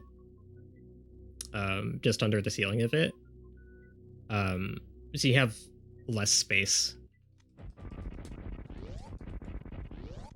It's something you hit your head on sooner, and it makes the spacing for it awkward. So like, there we go. But that like guard bump makes it so that a lot of the ones that would make it through, you can get a missile through the gate, but it's more likely to actually miss the button.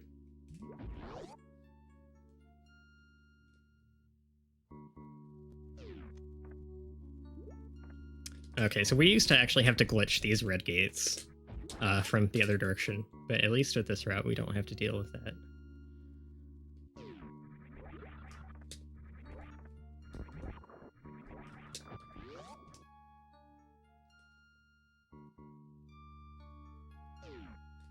And now we're in part of the Hall of Gates.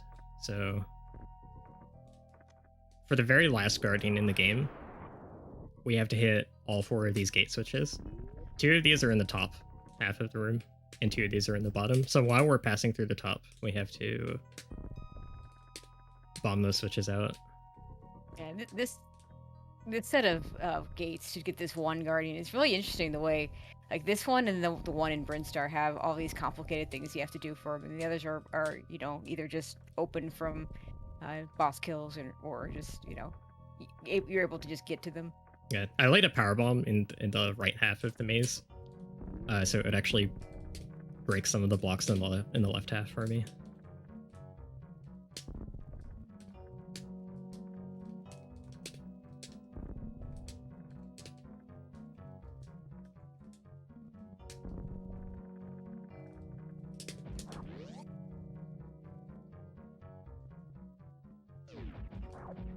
Also, we're seeing the bomb jump into a spring ball. Now, the game intends you in a lot of these places to spring ball into a bomb jump to get out, to get up.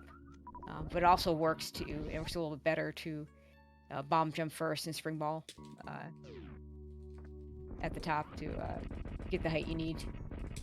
A lot of those are also more flock blocks, so you can't just do like a wall jump or something to get out. So you're forced to do some sort of bomb jump spring ball combination. And we're gonna see the Batuin fight. And its weakness is screw attack. Don't blink. It's actually a very beefy fight without screw attack. It has like 16,000 HP. Yeah, I believe it's also weak to bombs. Now, interesting part about this fight for a casual playthrough, this door shares an index with a door in Norfair, which is going to be really handy when we go back to get that last guardian. But if in a casual playthrough, that door will actually be blue. So if you find yourself, so I know when I played through this, I found myself. It won't always be blue if you don't open that particular door, but it can be. Okay. It just depends if you happen to open that particular purple door in Norfair. Yeah, that's the one. That's the one I'm talking about. But yeah, it is handy because we actually get to get rid of the purple door instead. Yeah, so it works out great for the speedrun. It works great for the casual playthrough, assuming you've opened that door.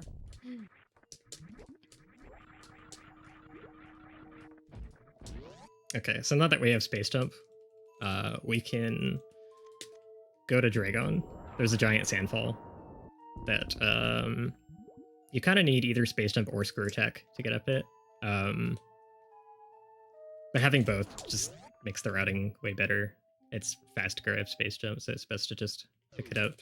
But before we go to Dragon, we're going to be cleaning up the remaining Brinstar Guardians. And Norfair, I believe? Yeah, the last Norfair Guardian that is behind the lava section that we couldn't do.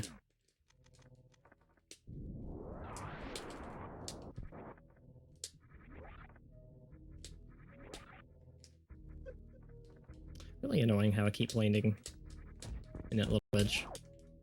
So one of the interesting points about the placement of the Guardians, in 3 of the sections, the Guardians are set up in a kind of an east, central, and west layout, but for whatever reason, Brinstar is different. These Guardians we're about to get are, what, a couple of rooms from each other? They're literally one room apart. This one's pretty easy. The other one's a lot more difficult. We're going to have to take a lot of damage through spikes. Call it Spike Guardian for that reason.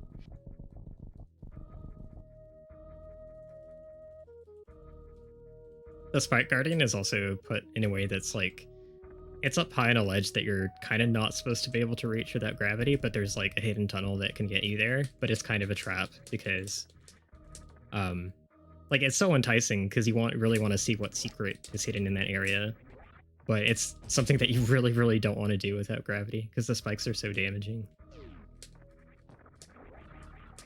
Also, one of the things that I found interesting on my playthrough is if you go into the room with the Guardian and you don't see it, which can happen, and in particular there's that one in East Norfair where there's a power bomb to pick up right there. If you look at your map, it'll actually show the Guardian, whether you've actually activated or not.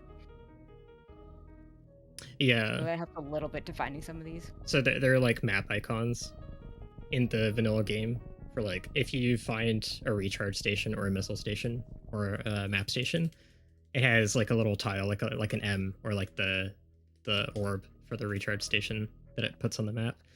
For this hack, the map station tile was repurposed to be Guardian markers instead. But they I think they only show up if you've already been in the tile.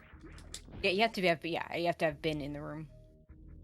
So it helps for a couple of them, because there are a couple of them where you might not think to power bomb the blocks like the one in East Norfair. You say X-ray is useless in this. It's actually very instrumental in skipping Dragon and Ridley. Yeah, X-ray does exist in this hack. But yeah, it's not. I don't grab it for this route. So in theory, it might be faster to skip lower Norfair bosses, which would require an X-ray climb, but it's kind of stupid.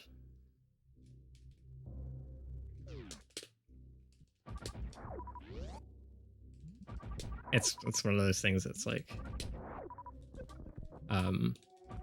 it would change the entire route, and the execution barrier makes the actual result of the route difficult to time.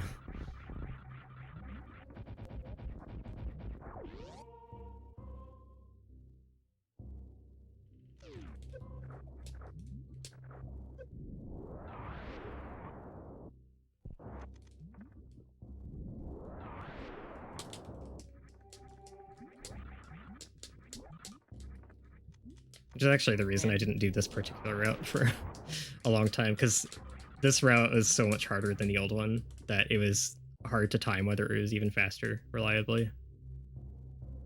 And there's so many bits and pieces that changed that it was like actually hard to quantify all the changes and like add them up. You'd think it would be. I think it took until you got that 205 before you really were sure that this was going to be faster. Yeah, I was doing runs of this, and I still was not convinced it was faster until I got that 205. Yeah, what was your PB before that? It was a 208. Yeah. And I didn't think I was gonna get significantly better than it.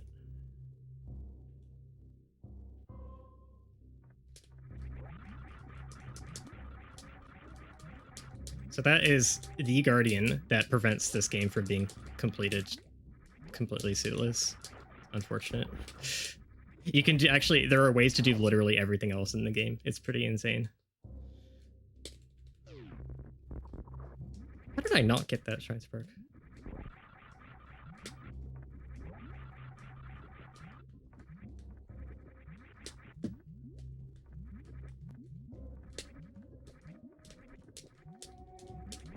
Yeah, I've seen you miss that Shine Spark before.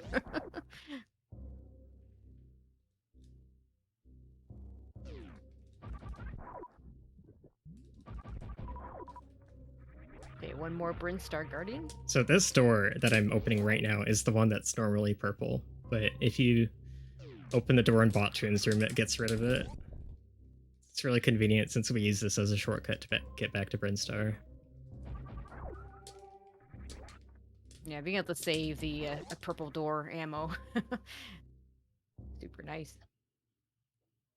And there's actually, we passed through this tube a whole bunch on the way to high jump the first time, and a couple more times on the way out. And so normally you're supposed to be inside a Meridia tube to be able to destroy it, but we can actually clip this one. Seal and clip that because of the way the ledges are positioned beneath it. Actually, I say normally. That's just specific to this hack. And vanilla, you can actually powerbomb the Meridia tube outside of it. But in Redesign, you can't. Because they changed the way the tubes work. I say there's a reason for that we'll be seeing relatively soon. Just this way, yeah. Okay. And We this last Guardian, if you recall, we released the Decora. We're gonna do a little bit more to get this last Brinstar gate. Yeah, that was a while ago.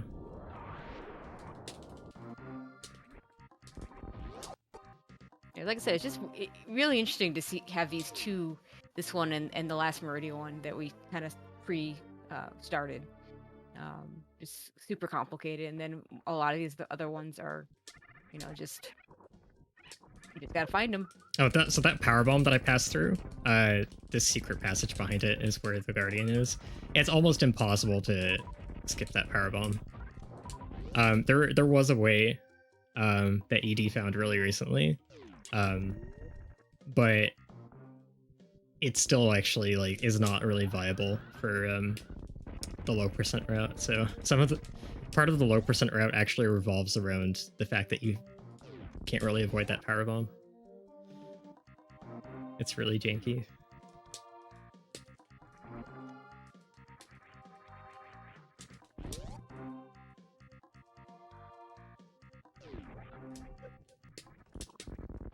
We used to do this this Guardian way earlier in the run, but this room was actually a huge pain. So that's a kill door.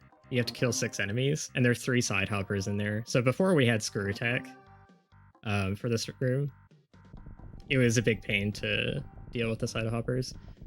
We had this really old strat where we like tried to bait them to one side of the room, get them off camera, and then just farm the bug. But eventually, I figured out a way to shine spark through the room. But now we have screw attack, so none of that matters at all.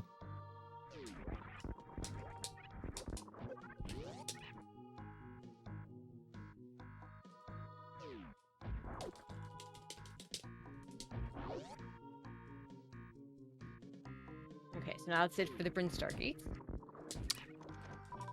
I'm gonna try to get my super count up a little bit. So we're going to be going back into Meridia. Part of the reason we really wanted Space Jump is that since the Crate Tube is unavailable to us, really the only effective way back into Meridia is through the tube that I already broke, and we need Space Jump to get back up that shaft in a reasonable amount of time.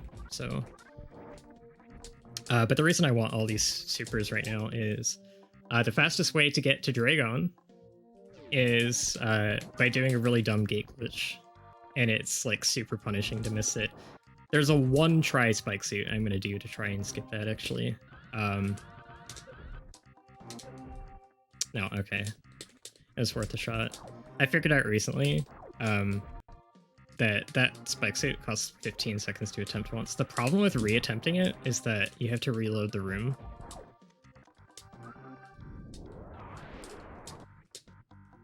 Because that crumble bridge disappears. Yeah. The crumble blocks. So we didn't get it. We're just gonna go around the longer way and hope that we get the gate glitch and that it doesn't screw over my ammo too badly.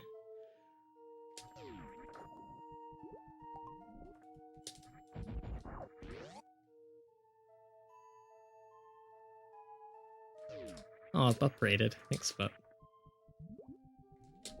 Oh no. My Bup's cross keys match go. That's my girlfriend in chat.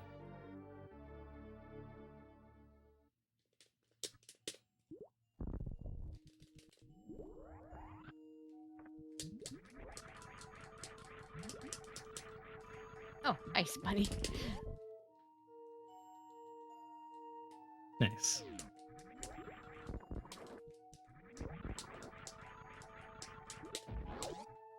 Upwind. 2:15. Wow, I think that's a better cross keys time than I've ever gotten. It's better than I've ever gotten for sure. Yeah. So A Link to the Past randomizer cross-rolled key sanity tournament. That's a really complicated entrance shuffle mode, and that she kind of cajoled me into joining that tournament. I like the regular rando modes, but that one I wasn't planning on joining. But it's kind of open to everyone, so, and everyone was kind of into it, so.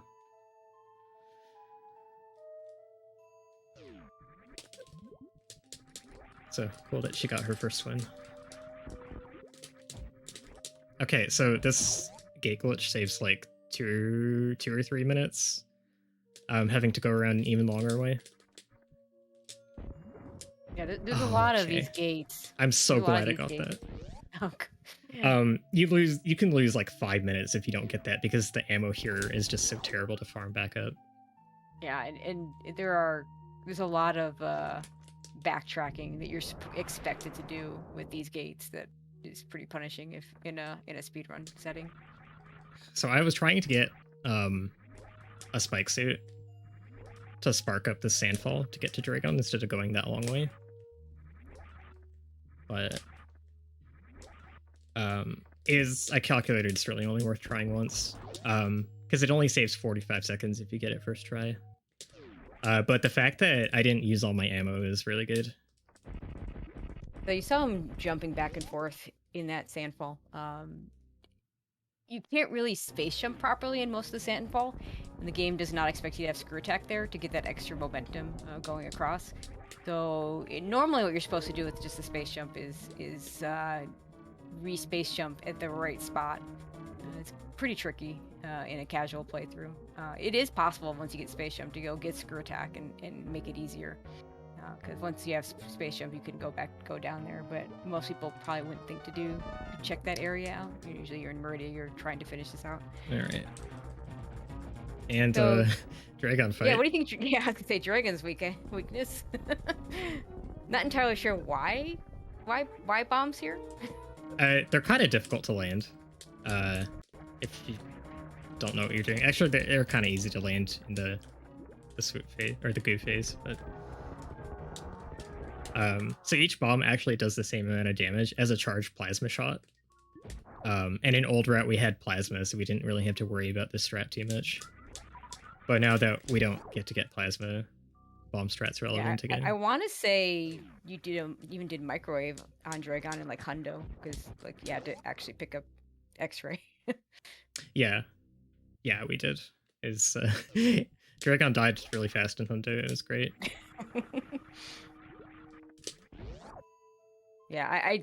Grapple kill doesn't work here, if I remember. And so the turrets just do massive amounts of damage to you. Like you can get it to work. It's a lot harder to grapple the turrets actually. But if you do manage to do it, you'll see your health go down super fast. Yeah, it's actually a pretty common. I've seen this in a lot of hacks where grapple will either just not work or just flat out kill you. And that's our last E-tank. Yeah, that one's not necessary to grab, but it's a good refill. And Mother Brain's Rainbow Beam does increase damage. Or actually, technically, it just lasts for longer. But it does 439 damage instead of 300. And it's a scripted attack. So that's why you need like 3 E-tanks to beat the game in Super Metroid. But here we actually need 4 plus a little bit. So 6 looks like a large buffer, but it's not as much as it looks like it is. So remote gate there. This gray door is flashing. It was locked by Dragon. And so now we have the opportunity to go hit that remote gate. So one of the interesting touches that I kind of like in this hack is that the gray doors, when they become open, will always be flashing, so you always know where they were. Yeah, I do really like that. That's just done by setting. There's a flag you can set in each door to make it respawn continually. So the gray door never goes away, but every time that it shows up for the boss ones, they check for the boss flag each time. So even though the gray doors aren't gone, they're still always going to be flashing.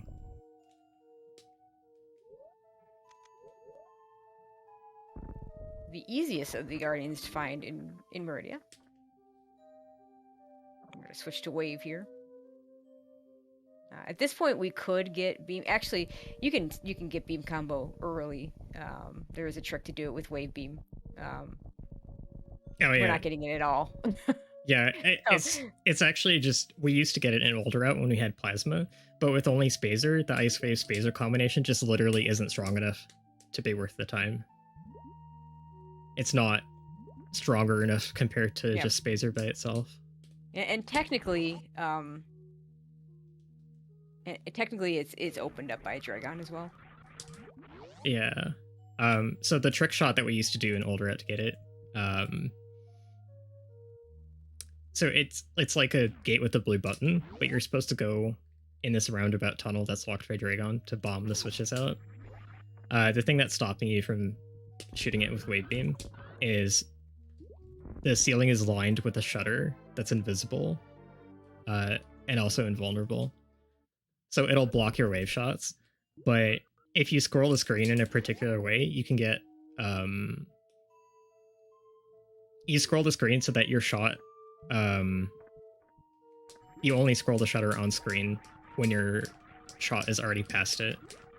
It's kind of hard to explain.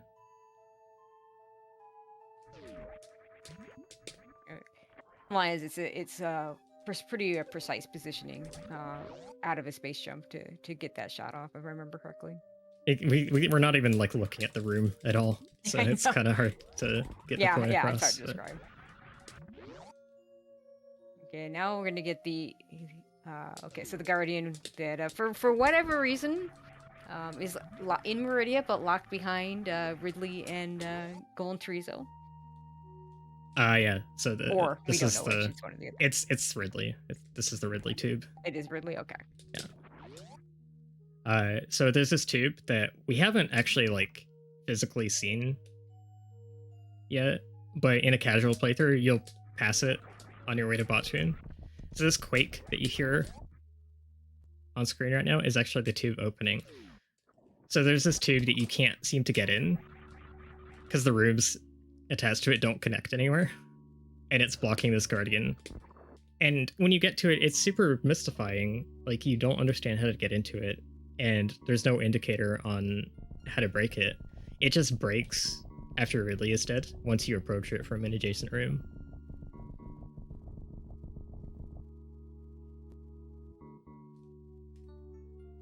There's actually a way to moonfall into the tube. So you can, that's one of the things you'd have to do to get around the Ridley requirement.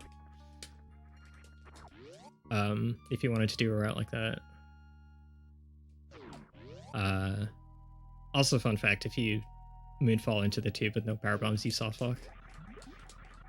So you can't bomb it to get out.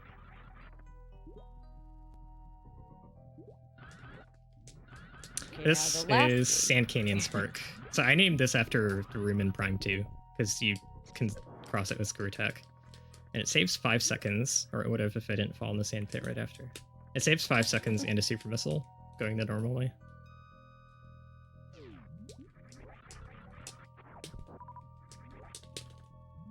And like any Metro game, sand physics is awful.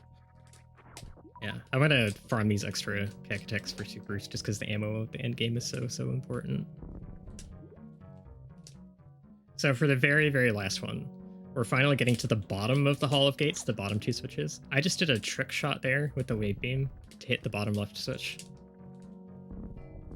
There's a way to hit the top right with wave beam actually as well. I didn't do it because I didn't have it equipped at the time. But for this bottom left one, if you get run speed and you jump at the wall, you can like push the shot further into the wall. It'll have the necessary momentum to touch the switch.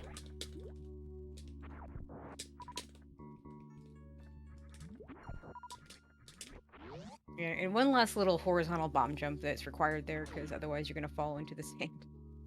Yeah, that's a tough one for casuals, actually. The game doesn't really do a great job of teaching you how to do it.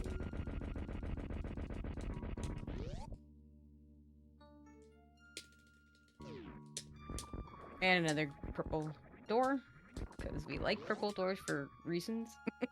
And after you do all of that, you have to jump into the ceiling to find your last Guardian. Yeah, this is not an obvious Guardian. You get here and I think there's like a power bomb or something that I don't think you pick up. Yeah, there's a power bomb in the previous room. So like if you really go looking...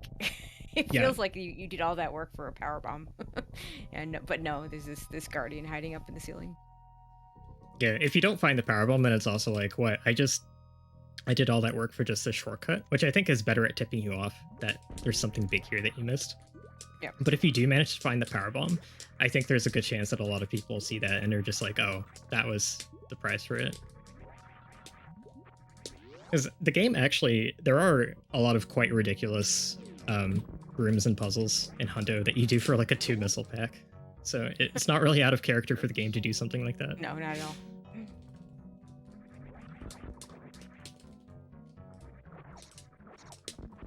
Damn goalie crab. Always in the way. Okay, here's the part where I always have a heart attack. This is the Turian entrance. And every time I get here, I get scared that I forgot a guardian somewhere. I'm pretty sure we're good. I'm pretty sure we're good, but it's always scary. Okay. Yeah, it'll tell you, was access denied, and it'll tell you how many gates you're missing. Yeah. So this is this gatekeeper. You're supposed to find it at some point during the game, and it basically gives you the hint on what the guardians are for and how to get into Turian.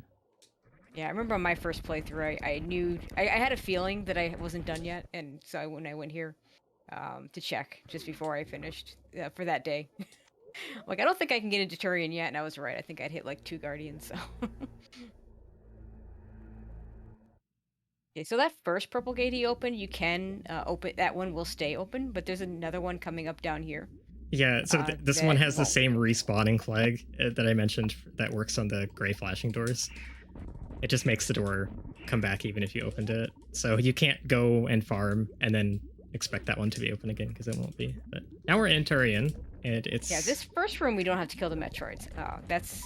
There's only, I think there's one other room that you can get away without killing Metroids. We'll see later. For the most part, you do have to. Yeah, there's a mock ball skip under a gate for a later one. But all the other rooms, to open the door, you have to kill a certain number of Metroids. It's different per room. And they do, and for most rooms, the Metroids do respawn. Yeah, they'll respawn. A few things to note: these Metroids are a lot faster than anything you're used to in the vanilla game. Also, you'll notice the way he's getting them off of him with the jumping and bombing. The kind of standard strat the one would often do, where you kind of roll around on the floor, doesn't work here. Or maybe if it works, it's bad. Really hard. It's hard. It's much easier to learn this other strat than it is to try and roll on the floor. It is possible to do the roll strat, but yeah, it's not advised. Yeah, I mean, when I played through it, I just gave up on that, and once I did, I was fine. And by fine, I mean it was a bunch of scary rooms to get through and wanting to get to that safe station that's coming. Skirt attack helps a lot because you can avoid the damage from the Metroids with it. And that was the mock ball skip. I mockballed under that gate. That actually skips having to kill the Metroids in that room and also the one after it.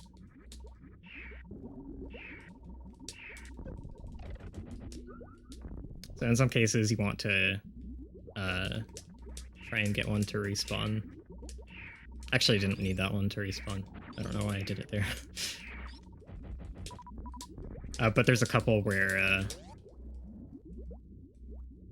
you want to wait for one of the ones you just killed to respawn and grab you before moving on, just because it makes the counts work out better. Also, you'll notice he's doing mostly missiles. The drop rates for supers are not as good as in the normal game, so they're really bad. Missiles, yeah, it's really bad. You want to, right now he's still only at 6. I don't think you've used a super for any of these. So. I used one in one room because it's super laggy. And some of the rooms in this are actually really laggy because Drew did some kind of trickery with the room headers, where he actually, for a lot of them, he crammed multiple rooms into one room, technically, so they're all actually loaded at once. So there's some rooms where there's actually 2 or 3 rooms loaded at once, and that's why it's so laggy. And he did that to just increase the number of rooms that he could make without having to actually increase it.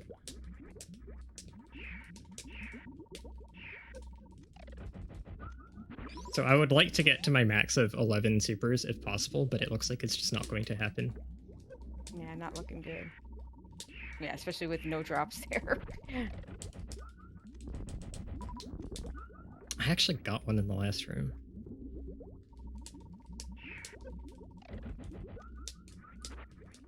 Alright, we're going with 9. being down 2 isn't too bad. Okay, so here I'm going to switch back to Wave Beam to make it more feasible to set up Baby Skip. Because Ice Beam just fires way too slow.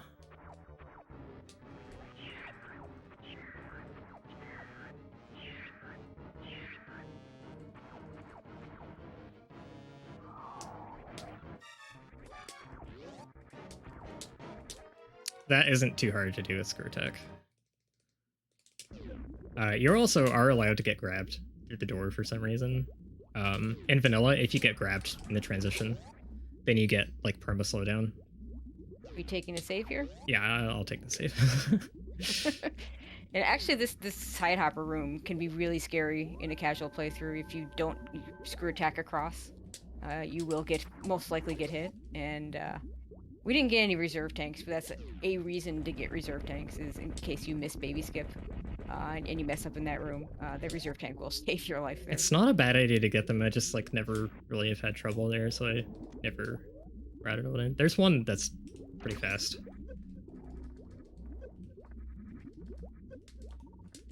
So I don't have to turn off Screw Attack for this Zebetite skip, the method that I do, because I can just choose to not have it active by just not holding the run button.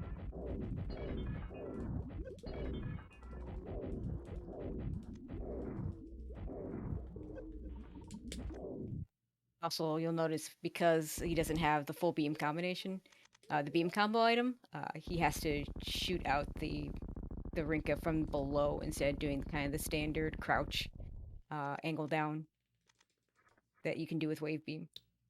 So missiles do absolute crap damage to Mother Brain, but supers do a ton. So I'm going to use all my supers. They do 750. This charge spazer does 203, so it like doesn't really... The math doesn't really work out that smoothly, but it's close enough. But for every super that I'm missing, I have to do almost 4 extra shots. And the charge beam's slower in this, too. It's 80 frames per shot instead of 60. Makes the timing really awkward. And also remember that he needs, was it 439? So, I guess 440? Yeah. Health left to survive the Rainbow Beam? Yeah.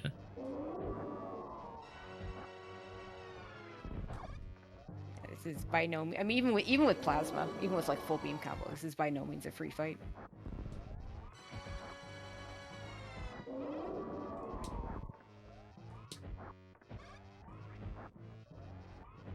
So with the heavier physics, just you're falling down. The timing is just different when you're trying to take these shots. Yeah, you have a lot less time to dodge things. Don't have quite the maneuverability. Screw Attack's helpful, but it also is not conducive to like charging shots while doing it. So nice bait. Texture beams are always scary.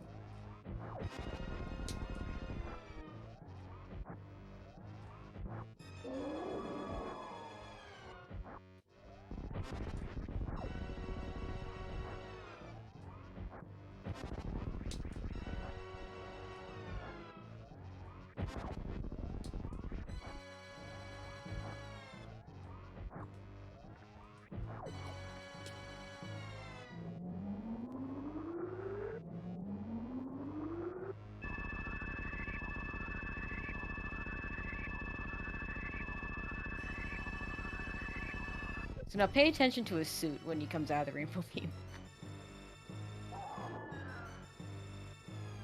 Yeah, so Rainbow Beam takes away almost all of your items in this. You get to keep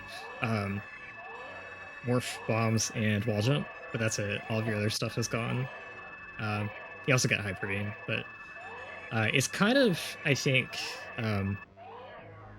one of those story explanation things for like, why doesn't Samus have her upgrades in the next game? I think it was a cool idea. It also makes the escape pretty challenging. Now you have to survive it on no suits. You don't have the 4 times damage reduction that you had had from gravity otherwise.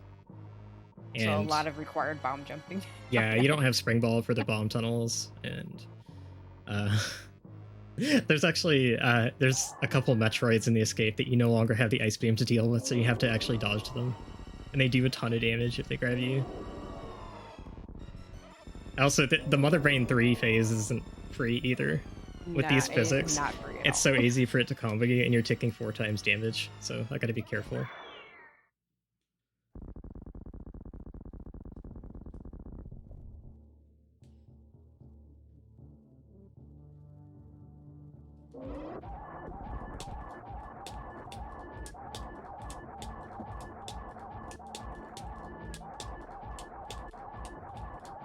So the interesting part about the escape coming up is it's very.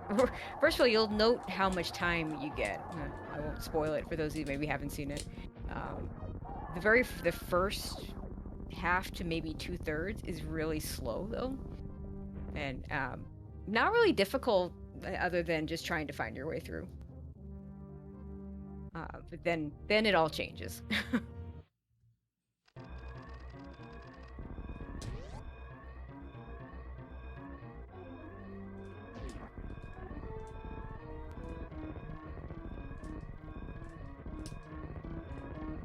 You see 25 minutes on the escape timer.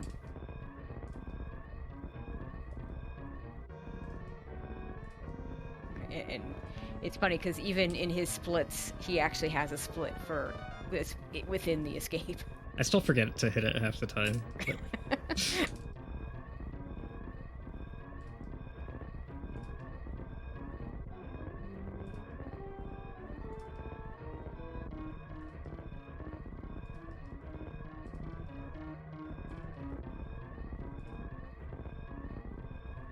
Nice long tunnel and then some bomb jumps. And we're going to have to go back to the Metroid Prime style double bomb jumps in a little bit.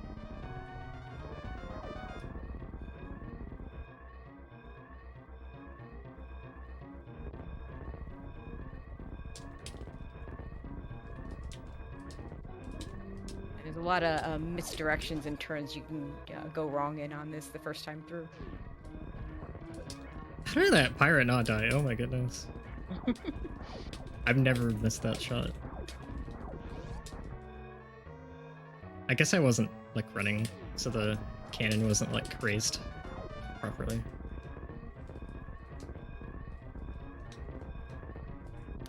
The cannon is like a little bit higher if you shoot it while running than if you're standing still.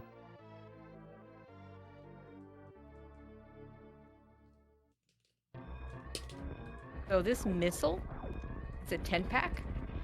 Really important. Oh no, did I really just do that? I'm just kidding. Oh my god. Yeah, the scary part is so it's important only to fire 5 shots there. Because we do need the rest of those missiles later on. So it's very important not to fire off an extra missile. Oh, that's the thing. I just did. It really is natural to fire 6 instead of 5. Oh, he missed the mock ball. Yeah, I wasn't paying attention. Well, just a little extra, you know, more Super Metroid is always better, right? This like room skip is similar to the Metroid room that I skipped with the mock ball earlier. It's not exactly the same room, but it's cool that there's like 2 of them, one in the escape and one not.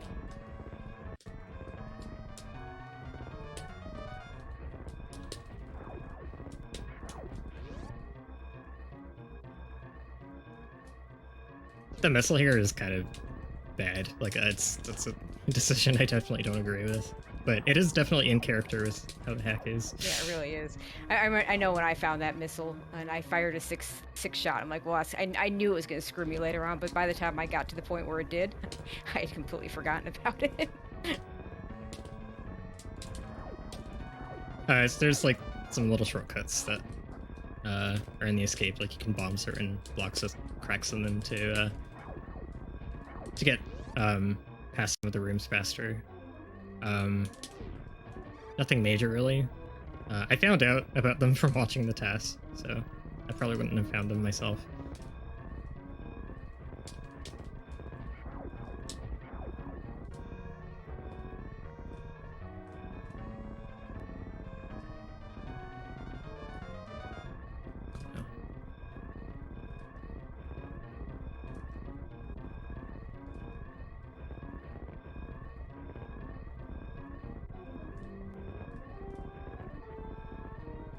Like I said, a lot of the early part is just slow, and just trying to figure your way through these mazes. Yeah, I see chat bringing up the animals. Are we doing that today? Are we doing it? I guess that's your call. Yeah, I guess so. There's another that shortcut that little Morphe just did is another shortcut. It's a fairly difficult one. Actually, I want to take the bottom path here, and it looks like the acid is going to damage you. Wait for as it's to the top, but it actually doesn't. It's like 1 pixel short from hitting you. But every casual player I've seen is taking the top path, because it just looks kind of obvious the bottom one would damage you.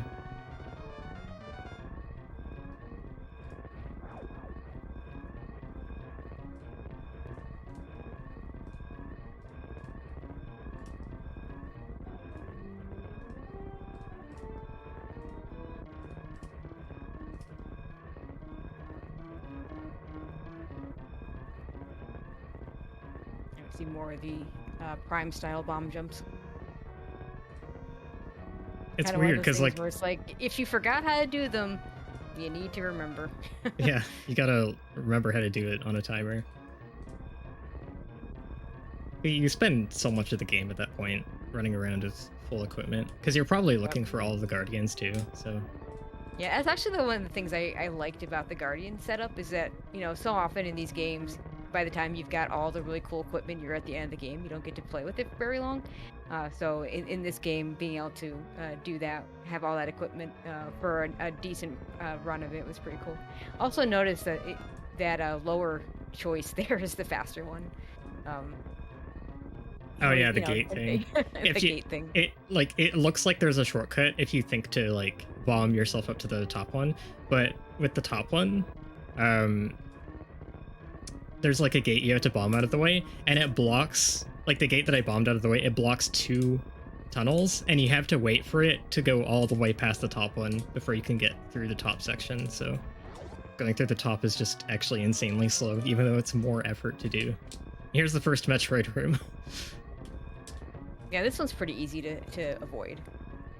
Like you'll do a mock ball, but you literally just need to roll through this room, and Metroid's not gonna hit you. Second one's tricky, so I want to like jump to bait it upwards to get it off screen. You have to fall down this really long room. There's a health refill at the end, but depending how much health you have, you might not survive the trip to the bottom if it lashes onto you. Yeah.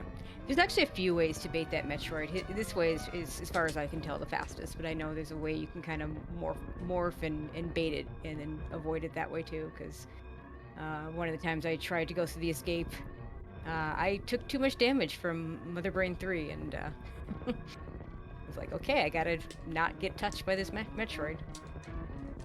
You technically don't have to jump for that, but I find it to be safer.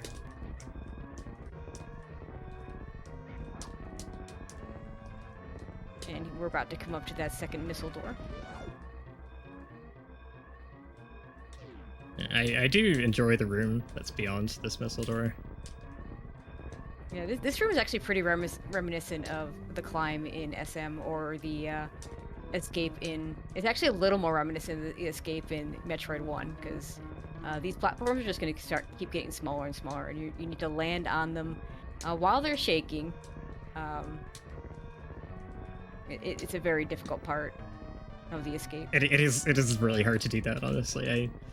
I have a lot of experience with these physics, so I made it look pretty easy, but it's a very, very difficult room to do. If you're not used to playing Redesign, it's like that room is ridiculous.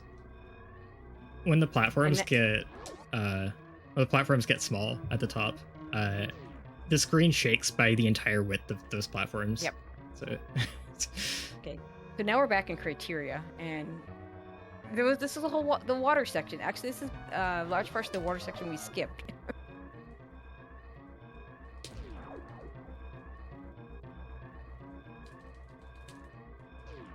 I think this is the next room. Is the one of the ninja pirate rooms we skipped? Yeah, the room that I'm in right now. You're a little behind.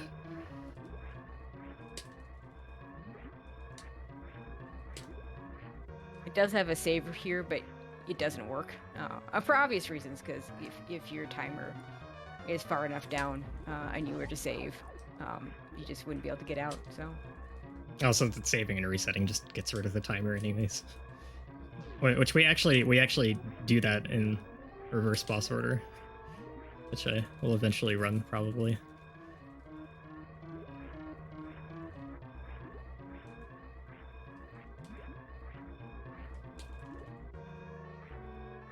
It's probably one of the most marathon unsafe runs you could think of. So. Okay, I hate making mistakes underwater here because your time loss is just magnified by so much. These underwater physics are way slower than vanilla too. Plus, unlike if you do this the normal way, where you would have had high jump boots, we no longer have high jump boots. Okay, now we get to the lava sections. This room's not too bad because you spend a lot of it ascending. Yeah, there's one really bad room and a couple other somewhat bad rooms, especially if you're not ready for them. The lava doesn't rise super fast, but like you have to know which way to go. It's simple in that room, but there are some rooms later where it's more confusing. Right after this room is the hug left room. Yep.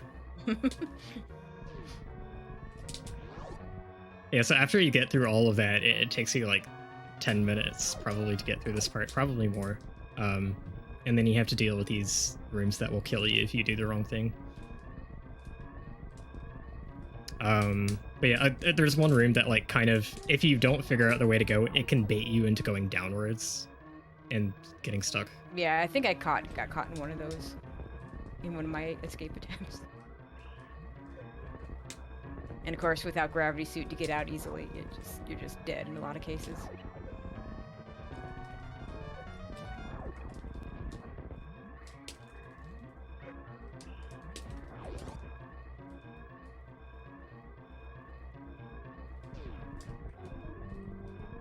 Alright, what do we think? Should I save the animals? I think we've got time. Actually, do we?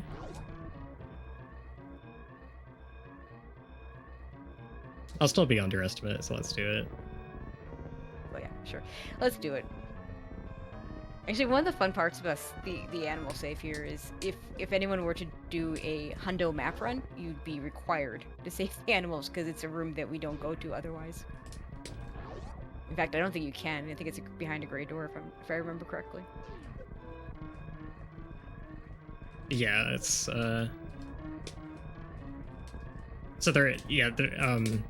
they're in Bomb Teresa's room, but they normally would be. They're in almost every hack. That's tradition, but Okay.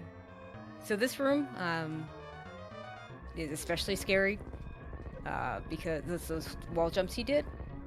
It's acid that's gonna come up on him, and if you don't do that fast enough, it's really the last dangerous part of the run in terms of just dying. yeah. But that acid will get to you very, very quickly and will likely kill you.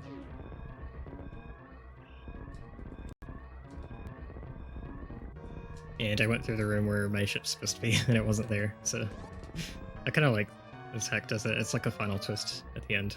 You actually have to go through the courtyard to get to your ship. And so this tile perfect jump, it isn't too bad when you do it at the start of the run under normal circumstances, but with the steam and this green shake. All right, we got it. I call that one the final boss. You lose an entire minute with flooded criteria if you miss it. I have literally lost PBs to that jump, and it's right at the end.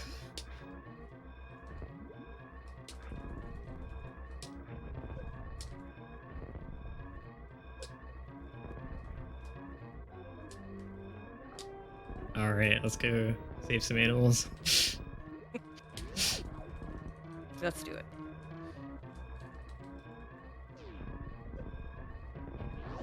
It's actually pretty far from where the ship is. You have to go through all the East Criteria winding rooms to get to where BT was. Yeah, you're not gonna find this very easily in a casual playthrough. Like I've played hacks where like the game almost baits you into the animal location, and you end up saving them by accident. But here, definitely not.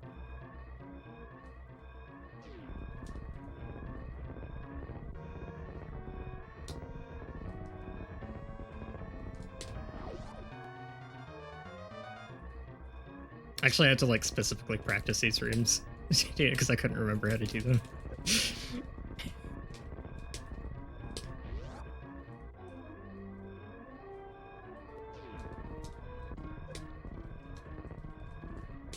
It forces you to take a different route because some of the doors that you don't really take are actually locked. All right, so now we're back in the reflux room. We have hyper beams, so we could just shoot the shutter in the floor.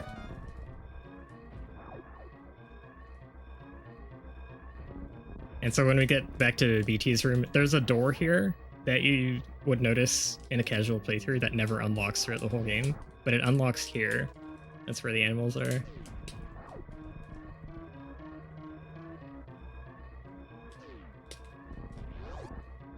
Oh, actually, I think I should show this off too. So it kind of did a boo-boo with the room states here.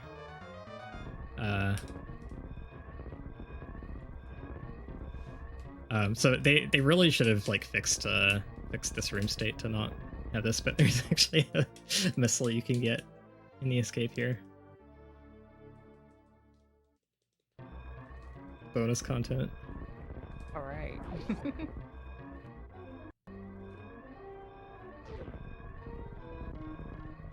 Yeah, definitely not worth normally with only a 2 missile pickup, but I mean, casually you would pick that up. You'd probably find that. In fact, I know I did. But it counted for like all the other ones, but that one got missed, I guess.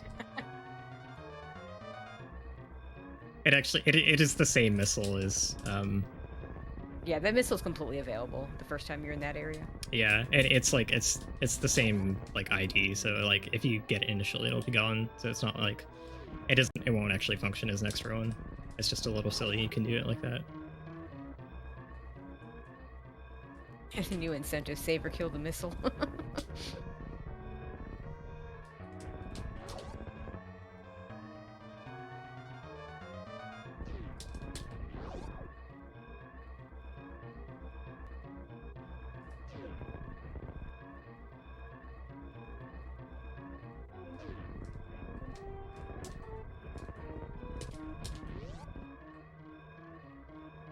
All right, and as long as you run into water without starting your run inside it, you're actually able to lockball like normal.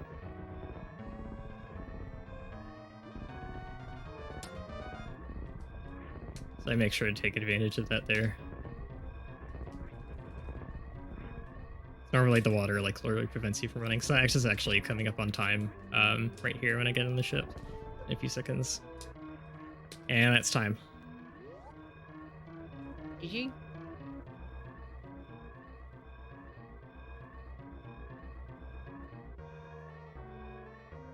Yeah, I think now would be a good time to shout out some of the people that have helped out with this run. Do you want me to do it? Do you want to do that? I'll do it because I know what everyone kind of did. I can't list everything individually, but like Personitis is the person who started running this with me in 2015.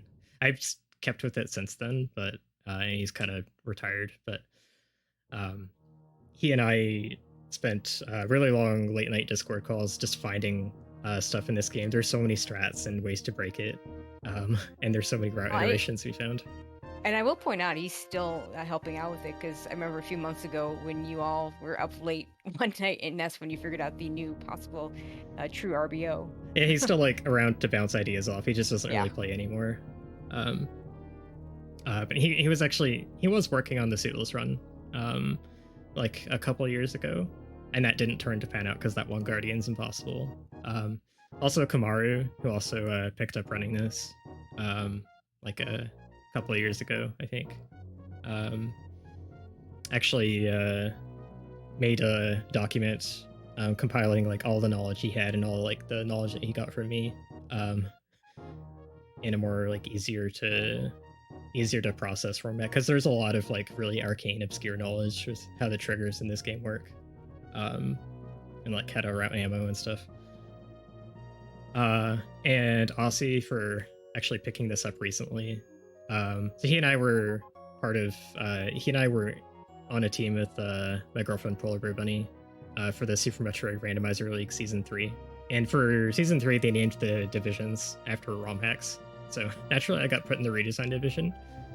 And I think he decided to play it because of our division name. And he got a bit into running it. So he's like learned the run, and he found some like several optimizations in some rooms I didn't think of. He hasn't done a run yet. I think that's coming eventually though. He actually like learned the new route of this that I did, which is really crazy. Did I mention anyone else? Eternized Dragon. Oh yeah, obviously Ed.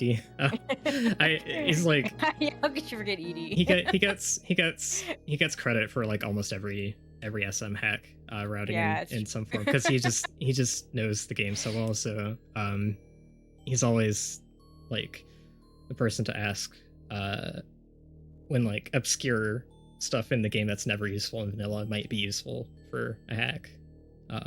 He's the one who like found the early bomb jump, or found the bomb jump out of the spike pit for early Variasuit, and like a whole bunch of other stuff. This is just one example, but. And shout out to Polar Bear Bunny for being a great girlfriend. I love you. And also thank you, Tracie, for being a great friend and helping commentate this run, because it's hard to play this while talking just by myself. And you know I love commentating, so always enjoy it. And thank you for having me.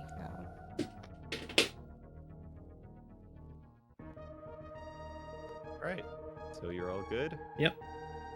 Yeah. Oh, and thanks Fangame Marathon for having us too. Yeah, happy. Yeah, thank you. Really cool to show off Redesign. But that's it. Thanks, guys. Yeah, it's always great seeing some of the more the communities that don't get to be seen as often at events getting a chance to showcase. So we will transition it over. Thank you for the run. Thank you for the commentary. And next will be Twitch Does Avoidance with Master Maxify. So we will pick back up in a bit.